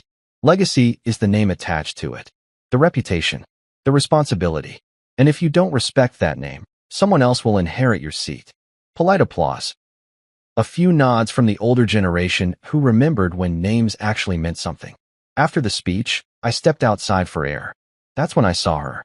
Marissa was standing at the gate, looking through the iron bars like a kid outside a toy store. She wasn't trying to get in, just watching. Her hair was different, shorter, cheaper cut. Her coat was from Target, not that boutique she used to love.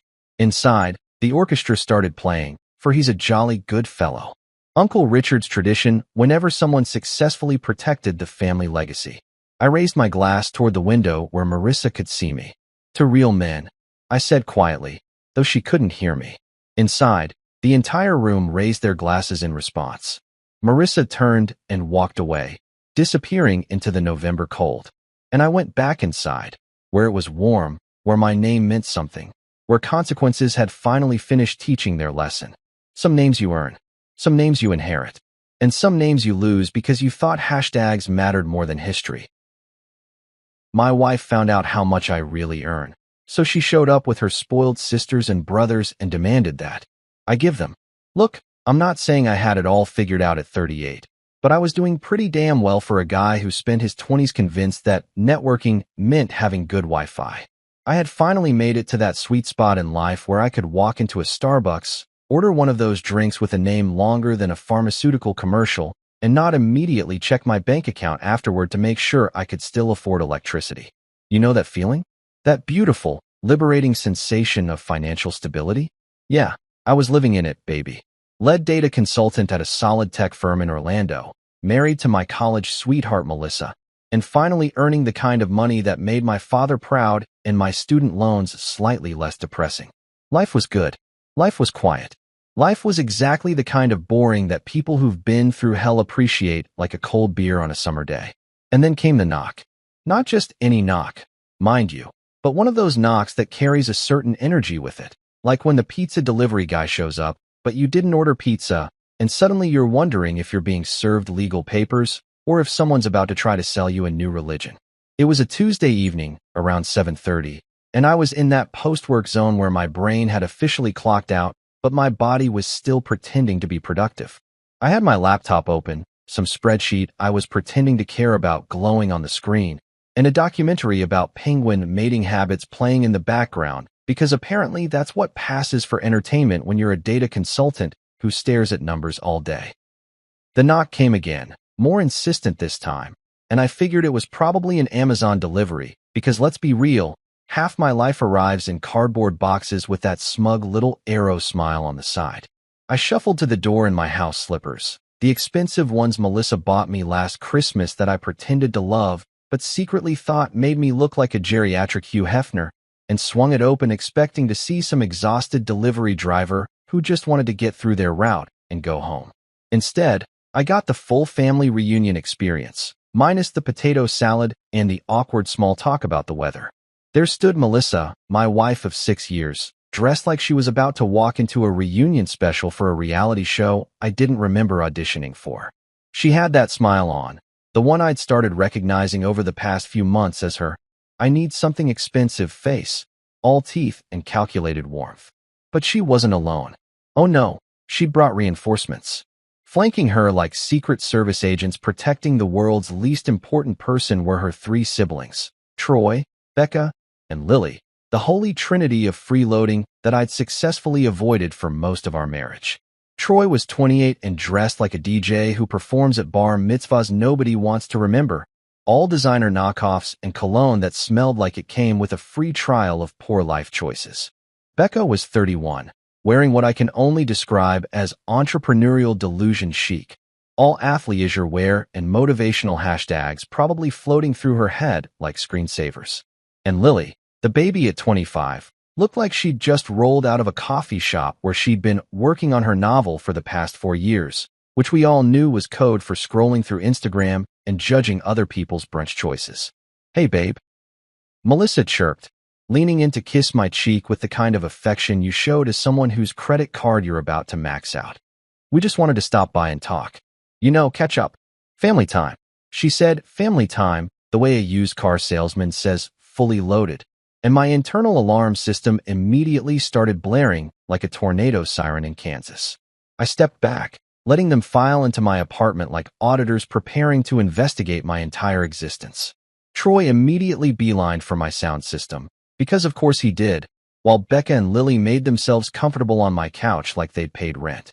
Melissa squeezed my hand, and I could feel the tension radiating off her like heat from asphalt in July. "So," Becca said, not even 30 seconds into this ambush masquerading as a social call, "Melissa mentioned you got another promotion." She said it casually, like she was commenting on the weather, but her eyes had that gleam, that predatory shine that sharks get when they smell blood in the water. "That's amazing." She said, "You're making, what, 6 figures now?" And there it was. The real reason for this little gathering. Not because they missed me, not because they wanted to celebrate my success, but because someone had let it slip that I'd finally crawled out of the financial hole that is your 20s and early 30s and emerged on the other side with actual, real, spendable income. The kind of money that changes your life from "can I afford guacamole?" to "I'll take the guacamole and throw in some of that overpriced queso while you're at it." I looked at Melissa, really looked at her, and saw something I'd been trying to ignore for months. This wasn't my wife standing in front of me anymore. This was a woman who'd done the math, run the numbers, and decided that my bank account was more interesting than my personality. Her siblings weren't here by accident. This was coordinated. This was planned. This was a robbery with hugs and fake smiles, and I was the bank. "We just thought," Troy chimed in, fiddling with one of my vinyl records like he had any appreciation for music that didn't include auto-tune and bass drops, "that since you're doing so well, maybe you could help out the family a bit. You know, spread the wealth." He said it with this casual entitlement, like my success was somehow a community resource that everyone deserved access to, like I was a public park or a library book. Lily nodded enthusiastically, her carefully curated messy bun bouncing with what I can only assume she thought was endearing energy. "Yeah, we're all struggling right now, and you've got it made. It's only fair, right? Family helps family." I stood there, looking at these 4 people in my living room. These people who barely acknowledged my existence when I was grinding through 60-hour work weeks and eating ramen like it was a food group. These people who suddenly discovered I was related to them the exact moment my salary broke into comfortable territory, and I felt something shift inside me. It was like watching a magic trick in reverse, where the illusion falls apart and you see all the mirrors and wires and realize you've been played from the start. Melissa squeezed my hand again, harder this time, her smile never wavering. "We just want to talk about some opportunities," she said softly, using that voice she usually reserved for when she wanted something expensive and was trying to make it sound reasonable. "You know, investments. Family investments." I looked at her perfectly applied makeup, her designer outfit that I definitely paid for, her siblings scattered around my apartment like they owned the place, and I finally understood what was happening. This wasn't a visit. This wasn't a conversation. This was a negotiation, and I hadn't agreed to come to the table. They'd calculated my worth down to the dollar and decided it was time to cash in. Love had nothing to do with it anymore. This was business, cold and transactional, wrapped in the pretty packaging of family obligation. And standing there, with my wife's hand in mine and her siblings' eyes boring into me like I was a winning lottery ticket, I made a decision. Not right then, not out loud, but somewhere deep in my gut where the truth lives before your brain has time to sugarcoat it. I decided that I was done being the ATM with feelings. Done being the walking bank account that occasionally got invited to family functions. Done pretending that this was normal, that this was love, that this was anything other than exactly what it looked like. But I smiled, because I was raised to be polite even when people are trying to rob you blind, and said, "Yeah, let's talk about it." Because sometimes, before you can walk away, you need to see just how deep the con really goes. Here's the thing about hindsight that nobody tells you until you're drowning in it. It's got 20/20 vision and a really cruel sense of humor. Sitting there in my living room, watching Melissa and her siblings circle me like vultures who'd just spotted roadkill, my brain decided to take a little trip down memory lane. And let me tell you, that lane was paved with red flags I'd apparently mistaken for welcome mats. Because back when I was broke, back when my bank account had more zeros before the decimal point than after it, Melissa loved to tell anyone who'd listened that she was a budget wife. She'd say it with this proud little smile, like she deserved a medal for loving someone whose idea of a fancy dinner was upgrading from store-brand mac and cheese to the name-brand stuff. "I don't need fancy things," she'd announced to her friends, usually while browsing online boutiques and adding things to carts she had no intention of paying for herself. "I'm not like those other girls who need designer bags and expensive jewelry. I'm simple. I'm real." And then she'd turn around and order $75 worth of artisanal candles from some website that promised they were hand-poured by monks in the mountains of Vermont or some equally ridiculous origin story. And when I'd look at the credit card statement with my eye twitching, she'd wave it off like it was nothing. "It's aromatherapy, babe. For the soul. You can't put a price on spiritual wellness." Apparently, you could, though, and it was exactly $75 plus shipping and handling. We met back when I was 25 and stupid, which is redundant because everyone's stupid at 25, they just don't know it yet. I was a data intern at a company that paid me in experience and the occasional pizza party, living in an apartment that was generous enough to call itself a studio when it was really just a closet with delusions of grandeur. My furniture consisted of a mattress on the floor, a folding table I'd stolen from my college dorm, and a TV I'd found on Craigslist from a guy who claimed it only had a small crack, which turned out to be half the screen. I was eating microwave noodles for breakfast, lunch, and dinner, rotating between the different flavors like I was some kind of ramen sommelier, and genuinely believing that this was just a temporary stop on my way to greatness. Melissa was working as a receptionist at a dental office, and we met at some mutual friends' barbecue where the beer was cheap and the conversation was cheaper. She was pretty in that girl next door way that makes you think you've got a shot, all bright smiles and easy laughter. And when she talked to me, she actually seemed interested in what I had to say. Not about what I currently was, mind you, but about what I was going to be. That should have been my first clue, but like I said, 25 and stupid. "You're going to be really successful someday," she told me on our third date, sitting across from me at a diner where the coffee tasted like regret and the pancakes had the texture of industrial sponge. "I can tell. You've got that drive, that ambition.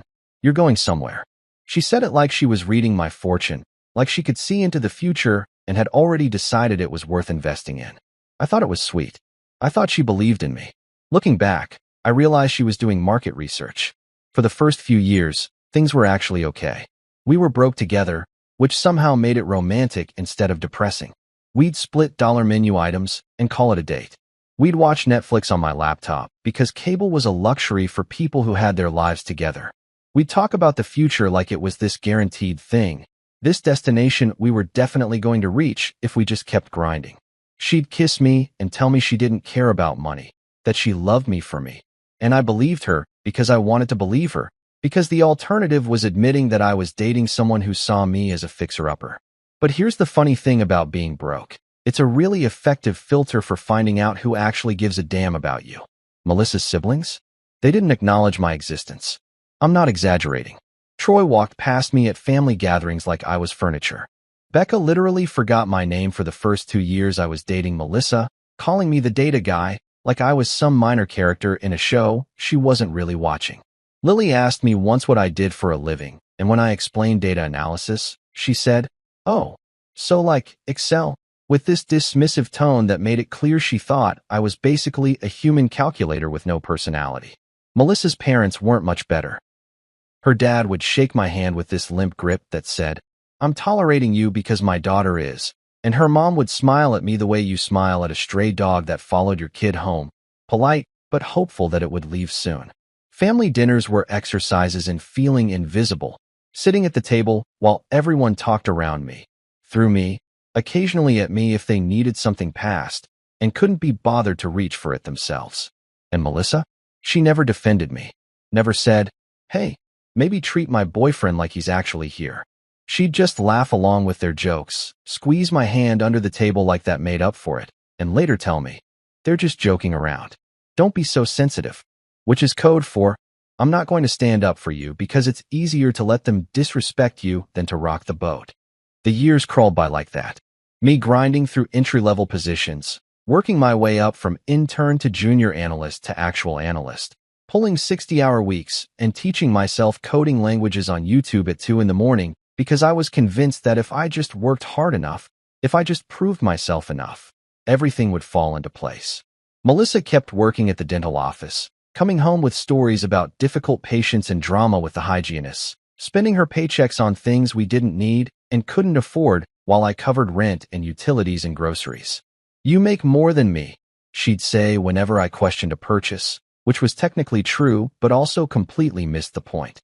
"It makes sense that you pay for more stuff. That's just math." It wasn't math. It was convenience. It was her getting comfortable with the idea that my money was our money, but her money was her money, a financial philosophy that would have made a divorce lawyer salivate. Then came the promotion. The big one. The one I'd been working toward for 7 years, sacrificing weekends and sleep and any semblance of a social life that didn't involve spreadsheets. Lead data consultant at Neurologic Systems, with a salary that finally had commas in it and benefits that didn't make me want to cry. I called Melissa from the office, practically vibrating with excitement, and she screamed so loud I had to hold the phone away from my ear.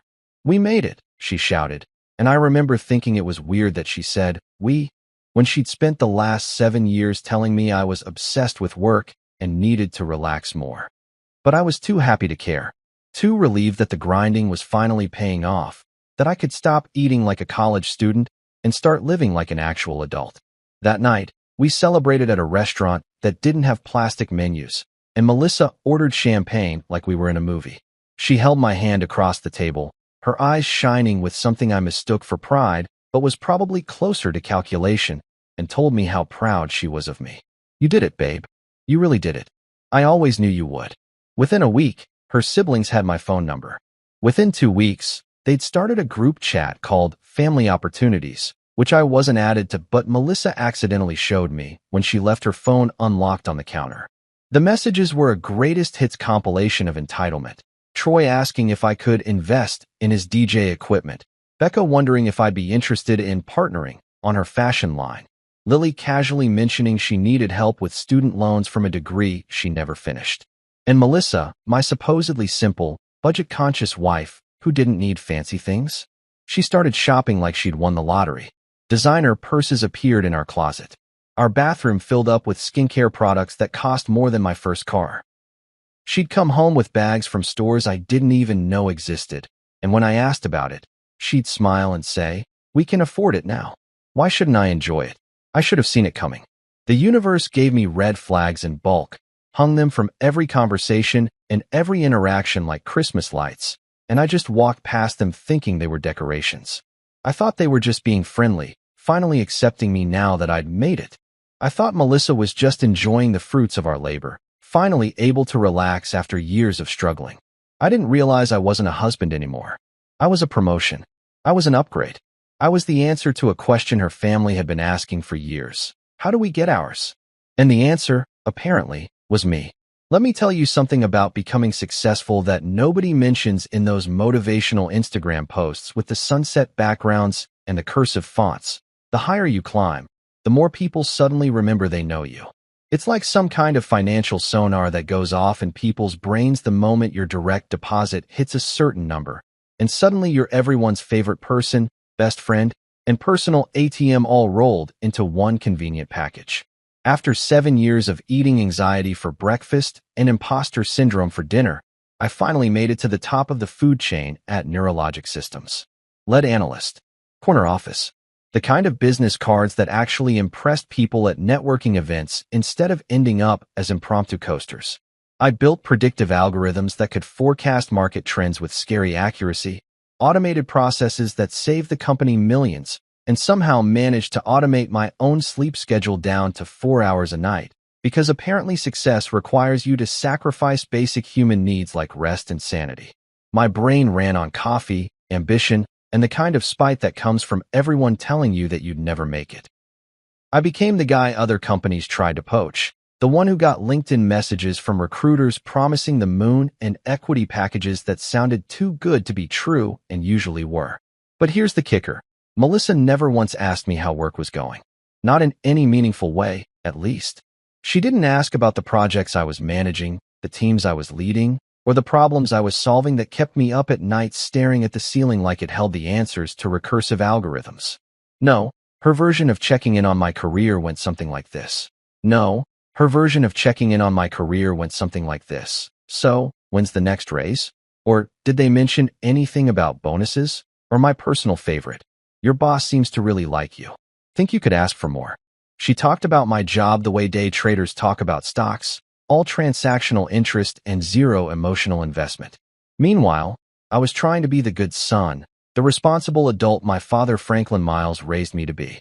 Dad ran a family diner back in Jacksonville, the kind of place where the coffee's always hot, the pancakes are always fluffy, and the profit margins are always razor thin.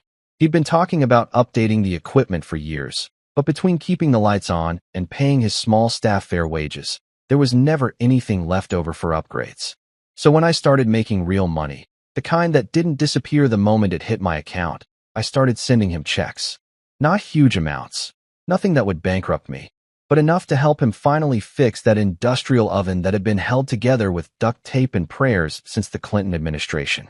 Every month, I'd wire him money, and every month he'd call me with this crack in his voice like he was trying not to cry, telling me I didn't have to do this, that he was proud of me regardless. All that dad stuff that makes you feel like maybe you're doing something right in this world.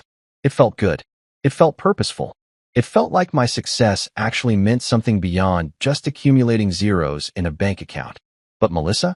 Oh, Melissa had different ideas about what constituted helping family. To her, family meant her siblings, those 3 walking financial emergencies who treated responsibility like it was a communicable disease they were actively avoiding. She thought helping family meant funding Troy's latest business venture, which this month happened to be his DJ career, even though his entire music library was downloaded from YouTube and his mixing skills peaked at hitting the play button. She thought it meant bankrolling Becca's Boutique, a failed fashion line that sold exactly 3 items in 6 months, all to Becca herself, which doesn't count as sales. That's just moving inventory from one pocket to another. And then there was Lily's crypto obsession, because of course there was. Every family has that one person who discovers cryptocurrency and immediately becomes insufferable about it, talking about blockchain and decentralization like they're spreading the gospel, trying to convince you that traditional currency is for suckers while they're still living in their mom's basement eating cereal for dinner. Lily wanted me to invest in her crypto portfolio, which as far as I could tell consisted of whatever coins had the funniest names and the most confusing white papers. It's basically a sure thing, she told me once, pulling up charts on her phone that looked like a heart rate monitor during a panic attack. I just need some capital to really get started. Like, 20 grand should do it. $20,000. She said it like she was asking to borrow a pen. Like that was just pocket change I had lying around, waiting for someone to come up with a sufficiently stupid way to waste it. I said no. Obviously, I'm not an idiot, despite what my marriage would suggest. But Melissa didn't take no for an answer. She took it as a negotiating position. She'd bring it up during dinner, casually mentioning how Lily was really struggling and just needed a little help to get on her feet, conveniently forgetting that Lily had been getting on her feet for about 7 years now and still hadn't figured out which way was up. She'd mention it during car rides, during movies, during any moment when I was relaxed enough to have my guard down, like she was trying to subliminal message me into opening my wallet. They're family, she'd say, using that word like it was a magic spell that automatically entitled people to my money. You help your dad all the time. Why is it different with my siblings? And I'd have to explain, again, that my dad worked 70-hour weeks running a legitimate business that actually served the community, while her siblings worked 0-hour weeks running schemes that mostly served their own delusions. But she'd just shake her head like I was being unreasonable, like I was the problem for not seeing the obvious wisdom in throwing money at people who treated employment like it was optional. It wasn't love anymore. That's the part that hurt the most, the realization that crept up on me slowly like a sunset in reverse, darkness spreading until suddenly you can't see anything clearly anymore. Our relationship had become a subscription service. One of those things that auto-renews every month and charges your card before you remember to cancel it. And I was the premium member, paying top dollar for features I never asked for and didn't want. Melissa didn't look at me the way she used to, back when we were eating dollar menu items and pretending it was romantic. She didn't light up when I walked in the room or ask about my day because she actually cared about the answer. She looked at me the way you look at your phone when you're checking your bank balance, clinical and evaluative, running calculations about what I could provide versus what she could extract. Every conversation felt like a sales pitch. Every dinner felt like a business meeting where I was being sold on why I should part with more of my income. Her siblings got bolder too, emboldened by Melissa's constant advocacy and my continued silence. Troy started showing up at my apartment uninvited, always with some new scheme that required just a small loan. Bro, I'll totally pay you back. Becca would text me links to business plan templates. Like if she just formatted her delusions professionally enough, I'd suddenly see the genius in selling overpriced sweatshirts with slogans like Mood, Unemployed, and CEO of Doing Nothing. Lily sent me cryptocurrency articles like I was her financial advisor and not just someone she'd ignored for 6 years until I became useful. Still, I kept quiet. I was raised by a man who believed in being polite even when people were being ridiculous, in giving people the benefit of the doubt even when they'd proven they didn't deserve it. I was raised to be accommodating, to not rock the boat, to smile and nod and avoid confrontation because that's what civilized people do.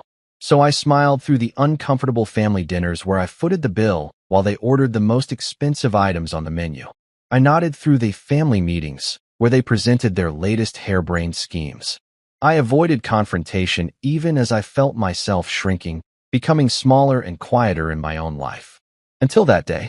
That Tuesday evening when Melissa showed up with her entire family in tow, dressed like they were about to pitch me on Shark Tank, talking about shared family investments, with the kind of confidence that comes from never having been told no. They sat in my living room, in the home I paid for, drinking the coffee I bought, using the Wi-Fi I provided, and laid out their plan for how I could fund all their dreams simultaneously. Translation: they wanted me to be the bank of last resort for their adulthood, the safety net that would let them keep failing without consequences. They wanted me to subsidize Troy's perpetual adolescence, Becca's retail fantasies, and Lily's crypto gambling addiction, all while Melissa smiled and nodded like this was completely reasonable, like this was just what families did. And standing there, listening to them talk about my money like it was a community resource, I finally understood I'd been funding my own exploitation. Every raise, every bonus, every promotion had just made me a bigger target. Success hadn't freed me. It had just made me valuable enough to harvest. 3 days after the ambush at my apartment, Melissa hit me with the follow-up text that every person in a failing relationship dreads. We need to talk. Let's meet at that cafe you like. Just to clear the air. First of all, it wasn't a cafe I liked. It was a cafe she liked because they served $7 lattes with foam art and played indie music that all sounded like someone gently crying into an acoustic guitar. Second, clear the air is code for, I'm going to try to manipulate you in a public setting where you can't react honestly without looking like the bad guy. And third, when someone says, we need to talk, what they really mean is, I need to talk at you while you sit there and take it. But like the idiot I was raised to be, polite to a fault and allergic to confrontation, I said yes. I even showed up 5 minutes early, which in retrospect was a rookie mistake of epic proportions, because it gave me just enough time to sit there nursing an overpriced Americano and contemplate every life choice that had led me to this moment. The cafe was one of those aggressively hip places with exposed brick walls, mismatched vintage furniture that was probably just regular old furniture from Goodwill, and a chalkboard menu written in handwriting so artistic, it was practically illegible. The kind of place where everyone's on their laptop pretending to write a screenplay, but actually just scrolling through Twitter and judging people. I sat at a corner table, watching the door like I was waiting for a root canal, and checked my phone. 5 minutes past our agreed meeting time. Then 10. Then 15. Because of course they were late. Making people wait is a power move, a little psychological game that says, my time is more valuable than yours, and I know you'll sit here like a chump because you're too polite to leave. And they were right. I sat there like the world's most educated chump, watching my coffee get cold while baristas with elaborate tattoos and aggressive nose rings made drinks that cost more than my first car payment. 20 minutes late, they finally rolled in like they were making an entrance at a movie premiere. Melissa led the charge in another outfit that probably cost more than most people's rent, followed by Troy in a Supreme hoodie that was definitely fake, Becca in athleisure where that suggested she was very serious about fitness despite never actually exercising, and Lily bringing up the rear while typing furiously on her phone, probably updating her crypto portfolio or whatever it is that chronically unemployed people do to feel productive. They didn't apologize for being late. Of course they didn't. Melissa just kissed my cheek and said, "Thanks for waiting, babe." Like I'd had a choice. Like this was a favor I was doing instead of a hostage situation with coffee. They arranged themselves around the table and immediately flagged down a server, ordering everything that had a French name and cost more than a reasonable breakfast should. Troy got some kind of avocado toast situation that came with microgreens and cost $15. Becca ordered a matcha latte with oat milk and lavender syrup because apparently regular coffee was too mainstream. Lily got a smoothie bowl that was basically just ice cream disguised as health food, topped with granola that probably cost more per ounce than gold. I watched them order with the kind of casual entitlement that comes from never having to worry about who's picking up the check, and I already knew where this was going. The server looked at me expectantly, and I just gestured to my now cold Americano and said, "I'm good." Melissa gave me this look like I was being rude by not ordering more overpriced nonsense, but I was already doing the math in my head. This little, "let's clear the air" meeting was probably going to cost me $60 before we even got to whatever fresh hell they had planned. Once everyone's artisanal beverages arrived, arranged on the table like we were filming a lifestyle blog, Melissa kicked things off with her political smile, the one that made her look like she was about to ask for a campaign donation. "So," she said, folding her hands on the table like we were in a business meeting, "I wanted us to get together because I feel like there's been some tension lately." She said tension the way someone might say misunderstanding, like the problem was just a communication issue and not the fact that she and her family saw me as a walking ATM with a heartbeat. "We're all family here," she continued, and I felt Troy nod enthusiastically beside her like a bobblehead with a supreme problem. "And family takes care of each other. You've been doing so well at work, and we're really proud of you." The "we're" was doing a lot of heavy lifting in that sentence, considering her siblings had spent 6 years acting like I was invisible furniture. "So we thought maybe you could help out a little bit.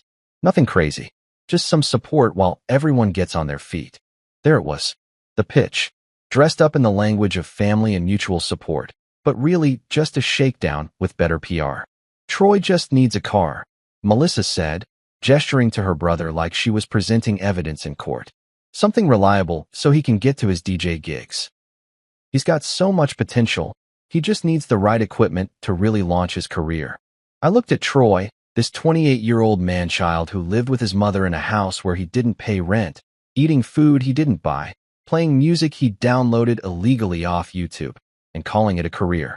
"A car," I repeated slowly, like maybe I'd misheard. "For DJ gigs." "Yeah, man," Troy jumped in, his eyes lighting up like I'd just offered him a record deal. "Just something basic, you know? Like a used Honda, or whatever. 20 grand should cover it. $20,000. For a car. So he could drive to gigs that paid him maybe $100 if he was lucky, which he'd then spend on more equipment he didn't need and wouldn't maintain." The math wasn't mathing, but when has math ever stopped someone from pursuing their dreams at someone else's expense? Before I could respond, Becca leaned forward, her athleisure-clad arms resting on the table like she was about to pitch me on Shark Tank. "And I need a loan for my fashion brand," she said with the kind of confidence that comes from never having heard the word no in any meaningful context. $60,000 should do it. I've got the whole business plan ready. We're talking boutique streetwear, very exclusive, very limited edition. I just need capital to get the inventory going." I stared at her. This woman who'd been launching her fashion brand for 3 years, who'd sold exactly 3 items of clothing all to herself, who thought putting motivational quotes on sweatshirts counted as design innovation. Her brand was called Mood Apparel, and her flagship product was a sweatshirt that said Mood, unemployed, in Helvetica font, which would have been funny if it wasn't so accidentally accurate about her target demographic, which was apparently herself. "Your fashion brand," I said flatly. "The one where you sell sweatshirts with slogans." "They're not just slogans," Becca said defensively, like I'd insulted her artistic vision. "They're statements. They're mood expressions. It's very trendy right now. I just need the capital to scale up production and marketing." "You've sold 3 sweatshirts," I pointed out, probably more harshly than I should have, but also exactly as harshly as the situation required. "That's because I haven't had the budget to properly market," she shot back. "If you invest in me, I can hire a social media manager, get influencers to promote the brand, really get it off the ground. This is a ground floor opportunity. Ground floor of what? I wanted to ask. A building with no foundation? But before I could, Lily chimed in, because apparently we were going around the table listing all the ways I could light my money on fire.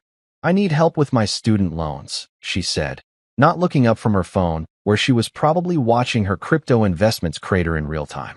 And maybe some capital to invest in this new token that's about to blow up. It's called Moondoge or something. Very promising. I closed my eyes, took a deep breath, tried to find that Zen place therapists are always talking about. That calm center where you can respond to insanity without losing your mind. Failed completely. Let me get this straight, I said, opening my eyes and looking at each of them in turn. You want me to buy Troy a car for a career that doesn't exist, fund Becca's sweatshirt empire that no one wants to buy from, and help Lily gamble on cryptocurrency with a name that sounds like a joke? It's not gambling, Lily protested. It's investing. You want to invest in something called Moondoge, I said slowly. And you don't see the problem with that sentence. Melissa squeezed my hand across the table, her perfectly manicured nails digging slightly into my skin. Honey, she said in that voice, that soft, manipulative voice that she used when she wanted something and thought being sweet would get it for her. It's just money. You'll make more. You're always making more. And they really need this. We're family. This is what family does. I looked at her, really looked at her, and saw absolutely nothing that resembled the woman I'd married. This was a stranger wearing my wife's face, running a con I'd been too stupid or too in love to see clearly. I looked at her siblings, these three adults who'd built their entire life strategy around avoiding responsibility and outsourcing their problems to anyone dumb enough to help. And then I leaned back in my chair, smiled, and said the most liberating word in the English language. No. The table went silent. Like I'd just announced I was joining a cult or moving to Antarctica. Melissa's hand tightened on mine. No, she repeated, like she'd never heard the word before. No, I confirmed. Not happening. Not now, not ever. You want to know why? Because Troy doesn't need a car, he needs a job. Becca doesn't need 60 grand. She needs to accept that her business failed and move on. And Lily doesn't need investment capital. She needs to finish her degree and get literally any form of employment that doesn't involve gambling on internet coins named after memes. Troy's mouth fell open. Becca looked like I'd slapped her. Lily finally looked up from her phone. Melissa's face did this thing where it froze mid-smile, like bad Wi-Fi buffering. Her expression stuck between pleasant and homicidal. Chapter 5, The Uninvited Family Meeting. You know that feeling when you finally stand up for yourself, set a boundary, and feel like maybe, just maybe, you've taken control of your life? That lasted approximately 48 hours before reality reminded me that narcissists don't accept boundaries. They just see them as challenges to overcome. 2 days after the cafe disaster, where I'd committed the apparently unforgivable sin of refusing to bankroll 3 grown adults' delusions, I was sitting on my couch in blessed peace, watching some Netflix show I wasn't really paying attention to because my brain was too busy processing the fact that I might actually need to divorce my wife and her entire extended family. I had my laptop balanced on my knees, a beer going lukewarm on the coffee table, and for the first time in months, I felt something almost like peace. The apartment was quiet. No one was asking me for money. The apartment was quiet. No one was asking me for money. No one was explaining why their failed business just needed one more cash injection to really take off. It was just me, some mediocre television, and the gentle hum of my air conditioning reminding me that I could afford to be comfortable. This, I thought, is what happiness feels like. Just silence and the absence of people trying to rob you. Then the doorbell rang. I should have known. I should have felt it in my bones, that disturbance in the force that happens when entitled people decide they're not done with you yet. But like an idiot, I thought maybe it was actually a delivery this time, or a neighbor asking to borrow something reasonable like a cup of sugar instead of $20,000. I shuffled to the door in my sweatpants and a t-shirt that had seen better days, not bothering to check the peephole, because apparently I hate myself and love being ambushed. I opened the door, and there they were. All of them.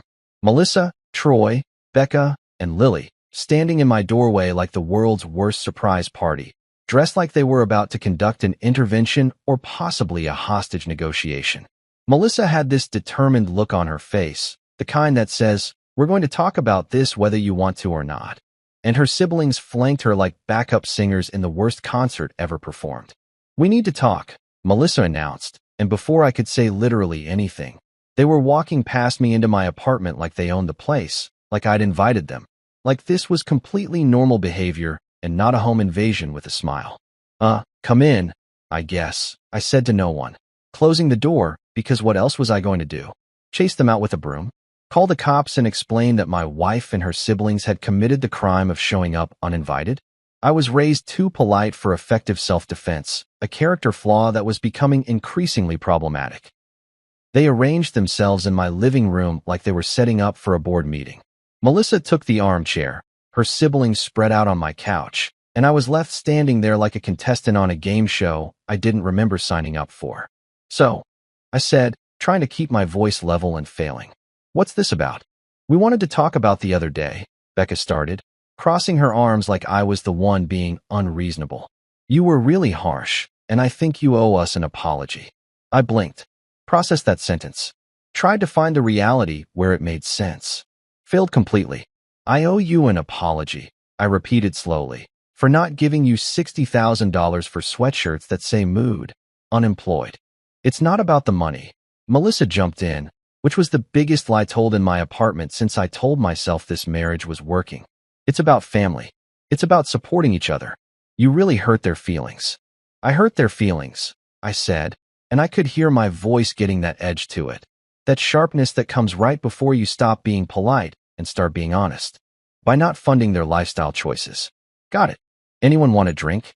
Because I'm going to need several to get through this conversation."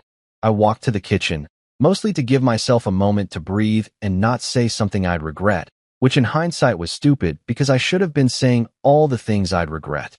I grabbed some glasses, filled them with water because I wasn't about to waste my good beer on people who thought I owed them an apology for having boundaries. And when I came back to the living room, I found Troy sitting at my desk, in my office, at my laptop that I'd left open because I was in my own home and didn't think I needed to password protect my space from family members with sticky fingers and no sense of personal boundaries. "Hey man," Troy said casually, like he hadn't just committed what was essentially a home invasion of my digital life. "I was just looking for the bathroom and saw your setup. Nice specs." But he wasn't looking at my specs. He was looking at my banking app, which I'd left open on the screen like the trusting idiot I apparently was, showing my savings account balance in all its comma-filled glory. Something in my brain snapped. Not like a twig, but like a bridge cable under too much weight. That moment when structural integrity just gives up and everything comes crashing down. "Get away from my laptop," I said, and my voice came out quiet, which is somehow scarier than yelling. "Right now."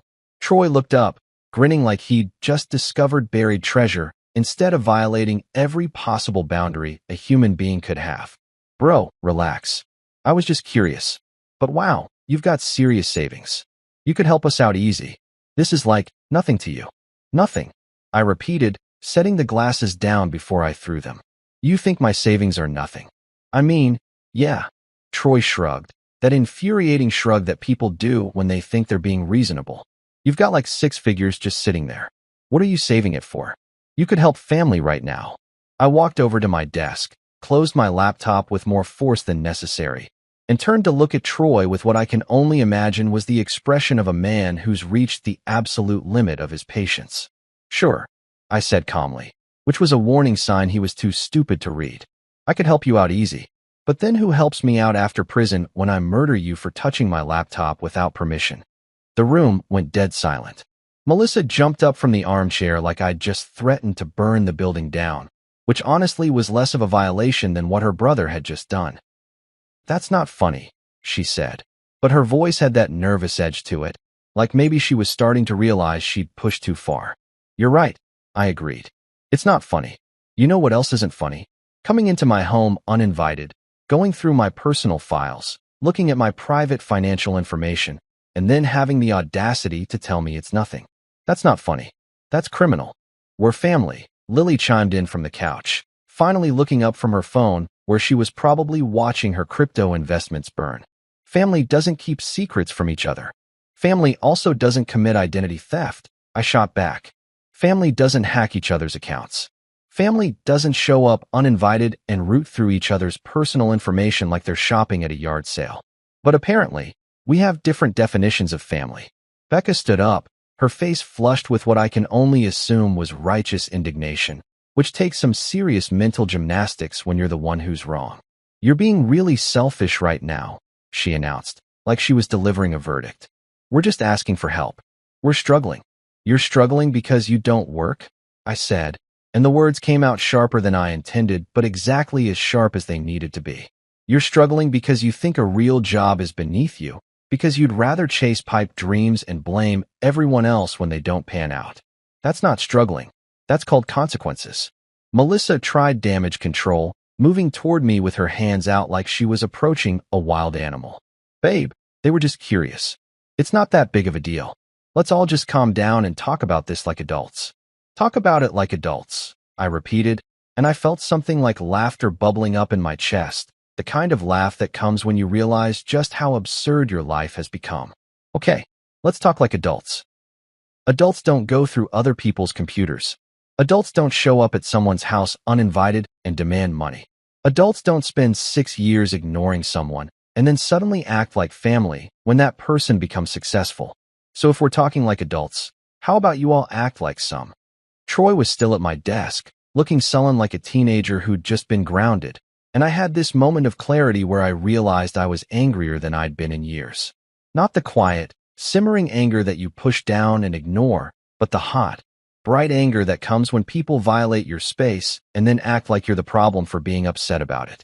I think you all need to leave, I said, and my voice was steady now. Calm in that way that comes when you've made a decision and nothing's going to change your mind. Right now, get out of my apartment. We're not done talking, Melissa said, but there was uncertainty in her voice now, like maybe she was starting to realize she'd miscalculated. Yes, we are, I said. We're done talking. We're done with surprise visits. We're done with you treating me like a community resource. We're done with all of it. Get out. They stood there for a moment, frozen in that awkward space between defiance and compliance, and I watched them do the mental math, trying to figure out if they could still salvage this, still turn it around, still somehow make me the bad guy for having boundaries. But something in my face must have told them they were out of moves, out of manipulation tactics, out of leverage. Melissa grabbed her purse, her face doing that thing where it cycles through emotions like a slot machine, landing somewhere between hurt and furious. You're going to regret this, she said, which is what people always say when they're losing an argument and need to feel like they're still in control. I already regret it, I said. That's why you're leaving. They filed out one by one. Troy shooting me resentful looks like I was the bad guy in this scenario. Becca muttering under her breath about how I'd changed and money had made me cold. Lily still on her phone like this whole thing was just a minor inconvenience in her day. Melissa paused at the door, turned back like she was about to say something profound or devastating or both, but I held up my hand. Don't, I said. Just don't. Whatever you're about to say, save it. I'm done. She left in offended silence. That particular silence that entitled people create when they've been denied something they thought they deserved, and I closed the door behind them with a finality that felt like the end of something. I stood there for a moment, back against the door, listening to their voices fade down the hallway, and felt something I hadn't felt in months. Relief. Pure, unadulterated relief. The sound of entitlement retreating. You'd think that after publicly telling your wife's entire family to kick rocks at an overpriced cafe, you'd earn yourself at least a few days of peace and quiet. Maybe a week of awkward silence where everyone pretends the confrontation never happened while secretly plotting their next move. But no, that would require them to have shame, self-awareness, or literally any ability to read a room. Instead, I got exactly 48 hours of blessed silence before the universe decided I hadn't suffered enough and sent them back for round 2. It was a Thursday night. One of those perfect evenings where you've managed to leave work at a reasonable hour, your boss isn't breathing down your neck about quarterly reports, and you've got absolutely nothing planned except becoming one with your couch and finally finding out what happens in that Netflix series you've been watching for 3 months. I'd changed into my official uniform of comfort. Old college sweatpants that had seen better decades, a t-shirt with a hole in the armpit that I refused to throw away, and those ridiculous fuzzy socks that Melissa had bought me as a joke, but turned out to be the most comfortable things I'd ever worn. I had my laptop balanced on my knees, a beer within arm's reach that was actually cold for once because I'd remembered to put it in the fridge more than 5 minutes before wanting to drink it, and I was approximately 7 minutes into an episode when I heard it. The doorbell. That awful, intrusive sound that never brings good news after 7 p.m. Nobody rings your doorbell at night with good news. Publishers Clearinghouse isn't showing up. The Lottery Commission isn't hand-delivering your winnings. It's either Jehovah's Witnesses who haven't learned about reasonable visiting hours, or it's people you really don't want to see. I paused the show, considered pretending I wasn't home, but my car was in the driveway and the lights were clearly on. So unless I wanted to crouch in the dark like a criminal in my own apartment, I was trapped. I shuffled to the door in my fuzzy socks, already knowing in my gut that whatever was on the other side of that door was going to ruin my evening, and probably my week, and possibly my entire life trajectory. I opened it, and there they were. Melissa and the entire sibling circus, standing on my doorstep like the world's worst caroling group. No warning text. No courtesy call. Just 4 people who apparently thought my home was a public space they could access whenever the mood struck. Melissa had that determined look on her face, the one that said she'd prepared a speech and was going to deliver it whether I wanted to hear it or not. Troy was wearing headphones around his neck like a fashion accessory, because of course he was. Becca had her phone out, probably ready to document this intervention for her Instagram story. And Lily was carrying a folder, which was somehow more ominous than anything else. "We need to talk," Melissa announced, and before I could tell them that no, we absolutely did not need to talk and in fact should probably never talk again. They were walking past me into my apartment like they owned the place. Troy beelined straight for my sound system because apparently respecting boundaries was a foreign concept to him. Becca made herself comfortable on my couch, putting her feet up on my coffee table like she paid rent. Lily set her mysterious folder down and started looking around my apartment with this evaluative expression that made me deeply uncomfortable. "Can I get you guys anything to drink?" I asked, because my parents raised me to be polite even when people were actively invading my personal space, and also because I needed a minute to process what was happening and figure out my exit strategy from this nightmare. "Water's fine," Melissa said, settling into my armchair like she was hosting a talk show. "We won't take up too much of your time. We just wanted to follow up on our conversation from the other day." Follow up. Like we'd left things open-ended. Like I hadn't explicitly told them all to take a hike and fund their own delusions. I went to the kitchen, grabbed some waters I didn't really want to give them, and tried to figure out how fast I could reasonably kick 4 people out of my apartment without looking like a complete monster. The answer was, not fast enough. When I came back with the drinks, I noticed Troy had wandered off. Not into the bathroom. Not to look at my bookshelf like a normal nosy person. No, this man had walked straight into my home office like it was a public library. I could see him through the doorway, sitting at my desk, and then I heard the sound that made my blood pressure spike so fast I'm surprised I didn't have a stroke right there. Keyboard typing. I walked over, still holding the waters like an idiot, and found him scrolling through my laptop. My open, unlocked, currently displaying my banking app laptop. He had pulled up my financial information like he was checking the weather, his eyes wide as he stared at numbers that were absolutely none of his business. "Bro," he said, turning to me with this huge grin that I wanted to slap off his face. "You got savings. Like, real savings. You could help us out easy. This is nothing to you." I stood there, waters in hand, watching this grown man violate my privacy with the casual entitlement of someone who'd never been told no in any meaningful way, and I felt something inside me snap. Not like a twig breaking, more like a dam finally giving way after years of pressure. The polite part of me, the part that had been raised to accommodate and avoid confrontation and always give people the benefit of the doubt, just packed up its bags and left. "Sure," I said, my voice so calm it scared even me. "I could help you out easy. But then who's going to help me out after I go to prison for murder when I throw you through that window for touching my laptop without permission?" The room went dead silent. Troy's grin faltered. Melissa jumped up from the armchair. "He was just curious," she said, rushing over like she could somehow defuse the situation with her presence. "He didn't mean anything by it. Right, Troy?" "Yeah, man, I was just—" "Get away from my desk," I interrupted, setting the waters down before I threw them. Get out of my office. And get your hands off my personal property before I call the cops and report you for attempted identity theft. Identity theft? Troy sputtered, finally backing away from the computer. I was just looking. You were accessing my financial information without permission, I said, each word coming out clipped and cold. That's a crime. That's actually multiple crimes. Breaking and entering, unauthorized access to financial data, and being an insufferable mooch, though I'm not sure that last one is technically illegal, but it should be. Becca stood up from the couch, her phone still in her hand, like she was thinking about recording this. You're being dramatic. We're family.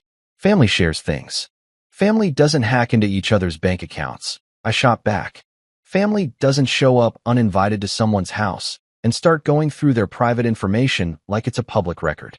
Family doesn't treat each other like personal funding sources for their failed life choices. Failed life choices. Becca's voice went up about 3 octaves. I'm trying to build a business.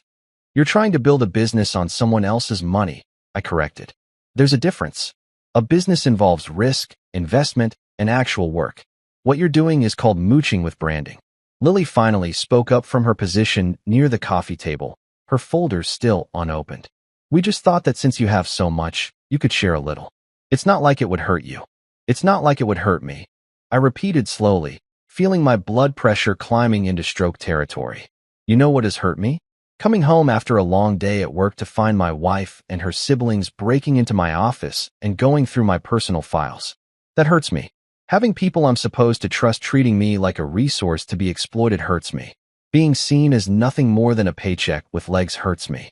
Melissa tried to take my hand, but I stepped back. Baby, you're overreacting. Nobody broke into anything. The door was unlocked.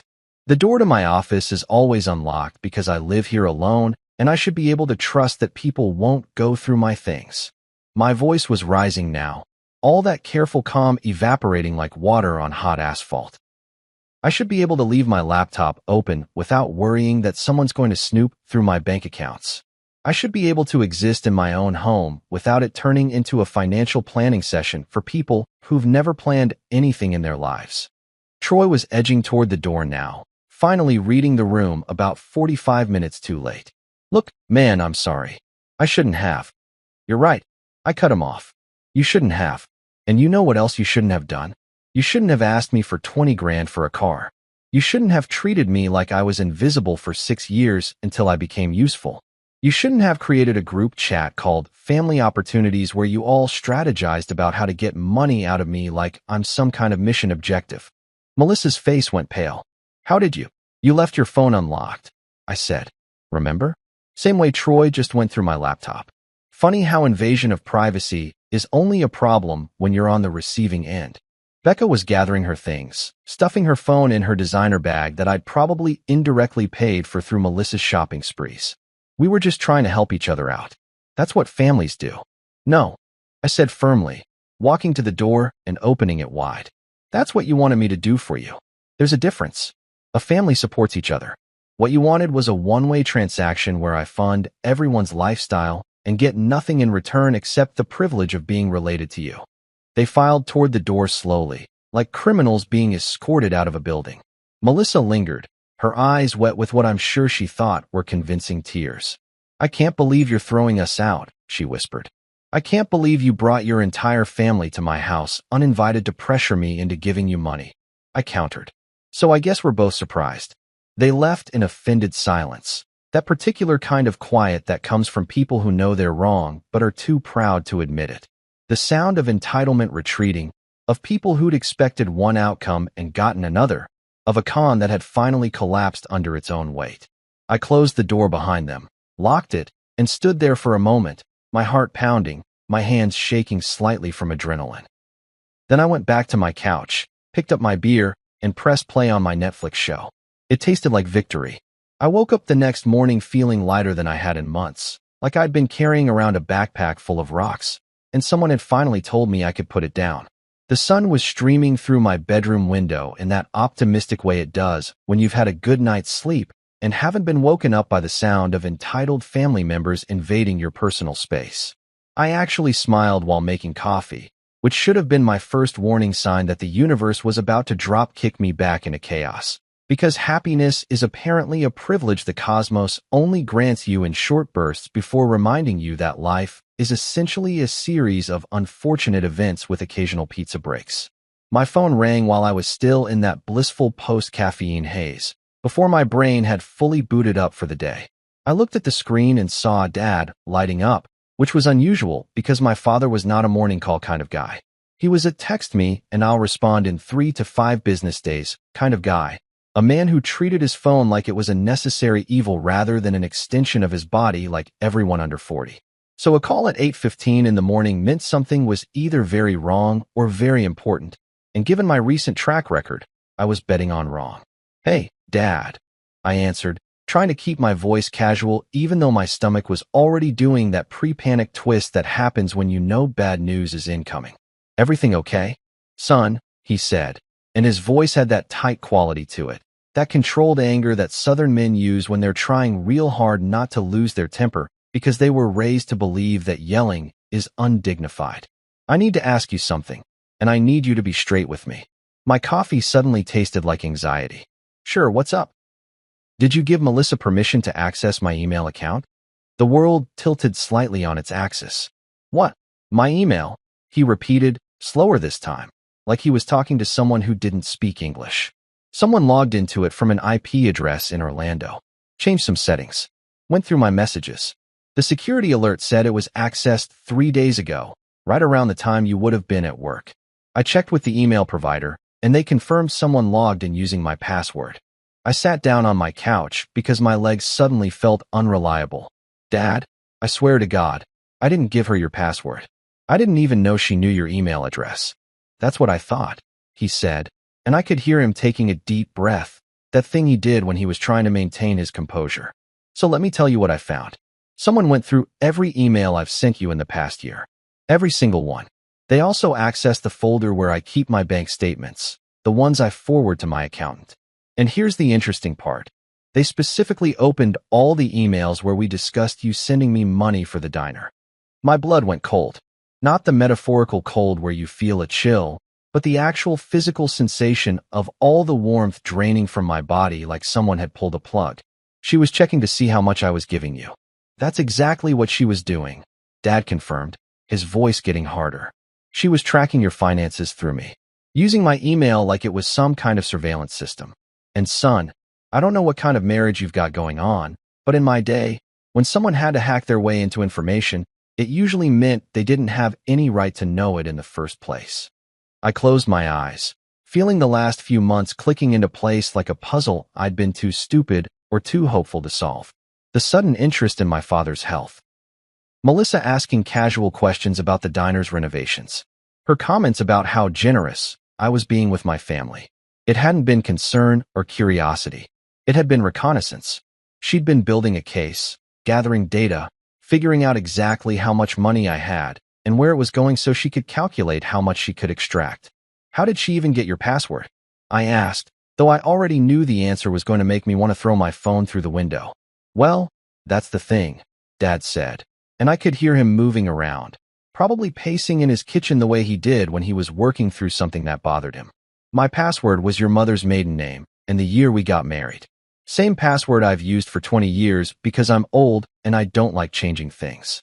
But the only people who would know that information are family. People I trust. People I've told stories to about your mother, about our wedding, about our life together. She used your trust like a password reset link," I said quietly, feeling something hard and cold settle in my chest where my heart used to be. "That's about the size of it," Dad agreed. "And son, I'm going to be real honest with you right now because that's what fathers do even when it's uncomfortable. This isn't normal. This isn't wife behavior. This is criminal behavior dressed up in a wedding ring. People who love you don't hack into your family's email accounts to track your money. People who love you don't treat your generosity like it's evidence they can use against you." I sat there on my couch, holding my phone, staring at my coffee table where Troy had put his feet up just hours earlier, and I felt the last remaining thread of my marriage snap. Not fray, not weaken, but completely break with an almost audible snap that echoed through my entire understanding of the past 6 years. Because this wasn't just about asking for money. This wasn't just about her siblings being entitled or her having expensive taste. This was calculated. This was premeditated. This was fraud with feelings attached. I'm calling my lawyer, I said, surprised by how calm my voice sounded. Right now? Before lunch. Possibly before I finish this coffee. That's probably smart, Dad said, and I could hear the relief in his voice, like he'd been worried I was going to defend her or make excuses. You want me to send you the security logs? The proof that someone accessed my account. Send everything, I told him. Timestamps, IP addresses, which emails they opened, how long they spent reading them. Send it all. I want documentation of every single thing she did. Already forwarded it to you, he said. Check your email. And son, I'm proud of you. I know this isn't easy, but you're doing the right thing. Your mother would be proud too. We hung up, and I sat there for another minute, just breathing, trying to process the fact that my wife had committed what was essentially identity theft against my father to spy on my finances. Then I opened my email, confirmed that Dad had sent everything, and scrolled through my contacts until I found the name I needed.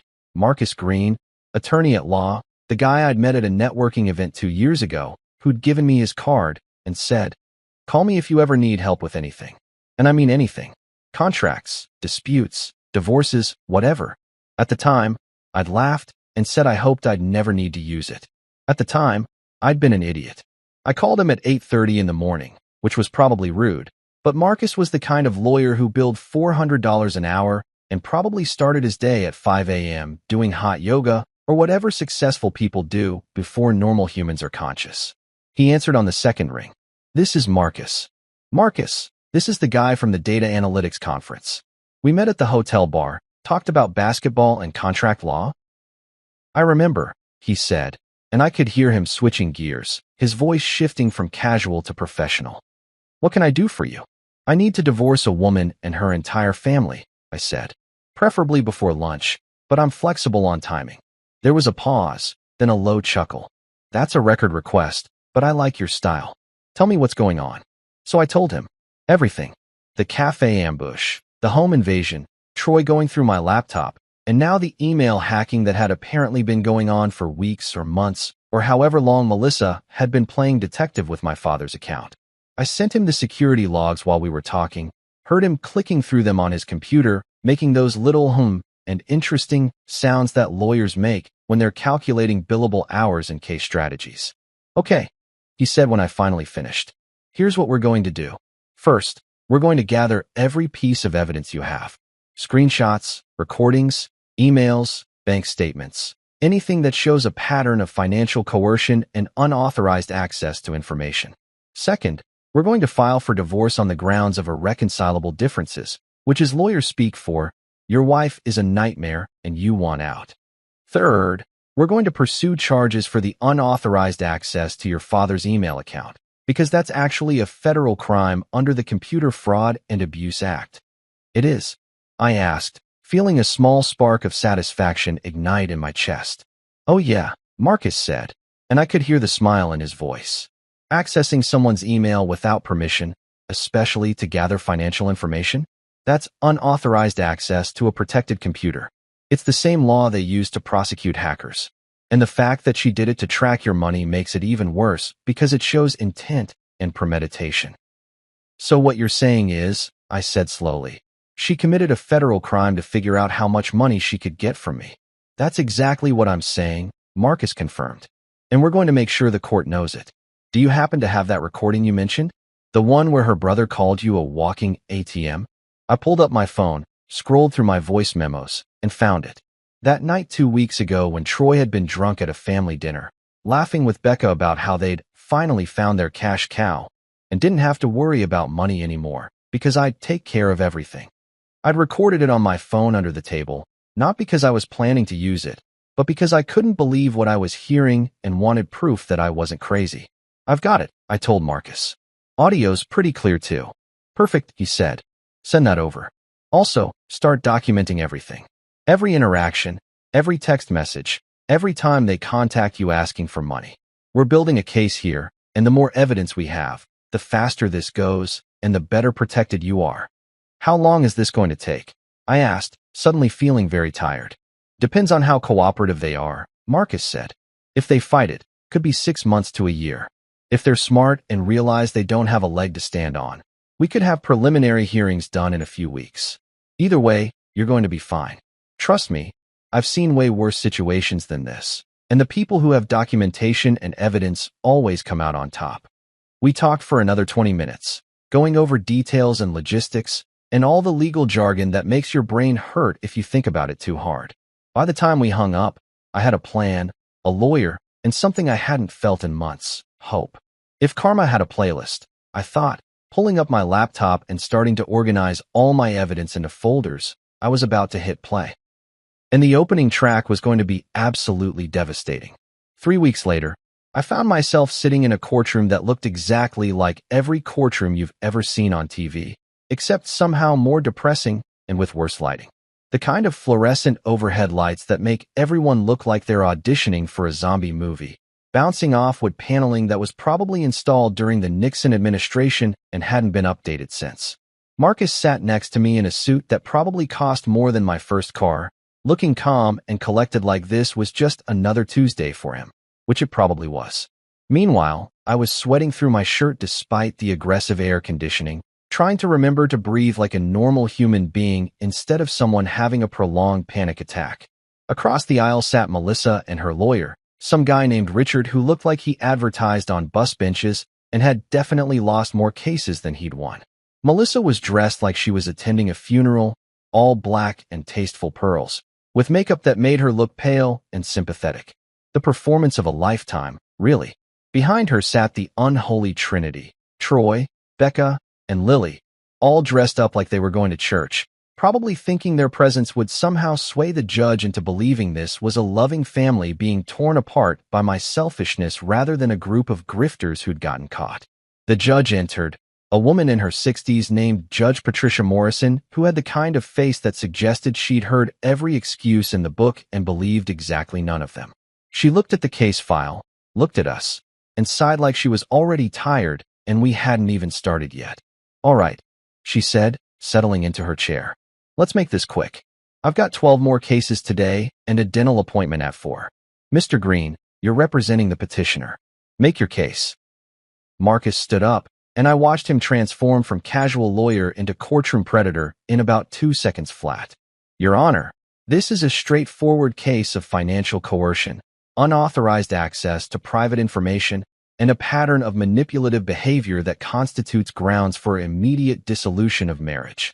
My client has documentation of his wife and her family repeatedly demanding money, accessing his personal financial information without permission, and, most egregiously, hacking into his father's email account to track monetary transfers." I watched Melissa's face go from sympathetic widow to shocked defendant in real time. Her lawyer started flipping through papers like he'd just realized he was in way over his head. Judge Morrison raised an eyebrow. "Hacking?" "Yes, Your Honor." Marcus pulled out the security logs, the timestamps, everything my dad had sent me. Mrs. Miles accessed Franklin Miles's email account without authorization, using personal information she'd gathered through conversation to guess his password. She then systematically went through his correspondence with my client to track financial transactions. This constitutes unauthorized access under the Computer Fraud and Abuse Act. The courtroom got very quiet. Even Troy stopped fidgeting. Melissa's lawyer, Richard, stood up like someone had just electrocuted his chair. "Your Honor, my client was simply trying to understand the family's financial situation. There was no malicious intent. She hacked someone's email." Judge Morrison interrupted, looking at Richard like he'd just suggested the sky was green. "That's not understanding a financial situation. That's committing a crime. Continue, Mr. Green." Marcus pulled out his phone, connected it to the courtroom's audio system with the kind of smooth confidence that comes from doing this about 1,000 times, and said, "Your Honor, I'd like to play an audio recording that demonstrates the nature of this relationship."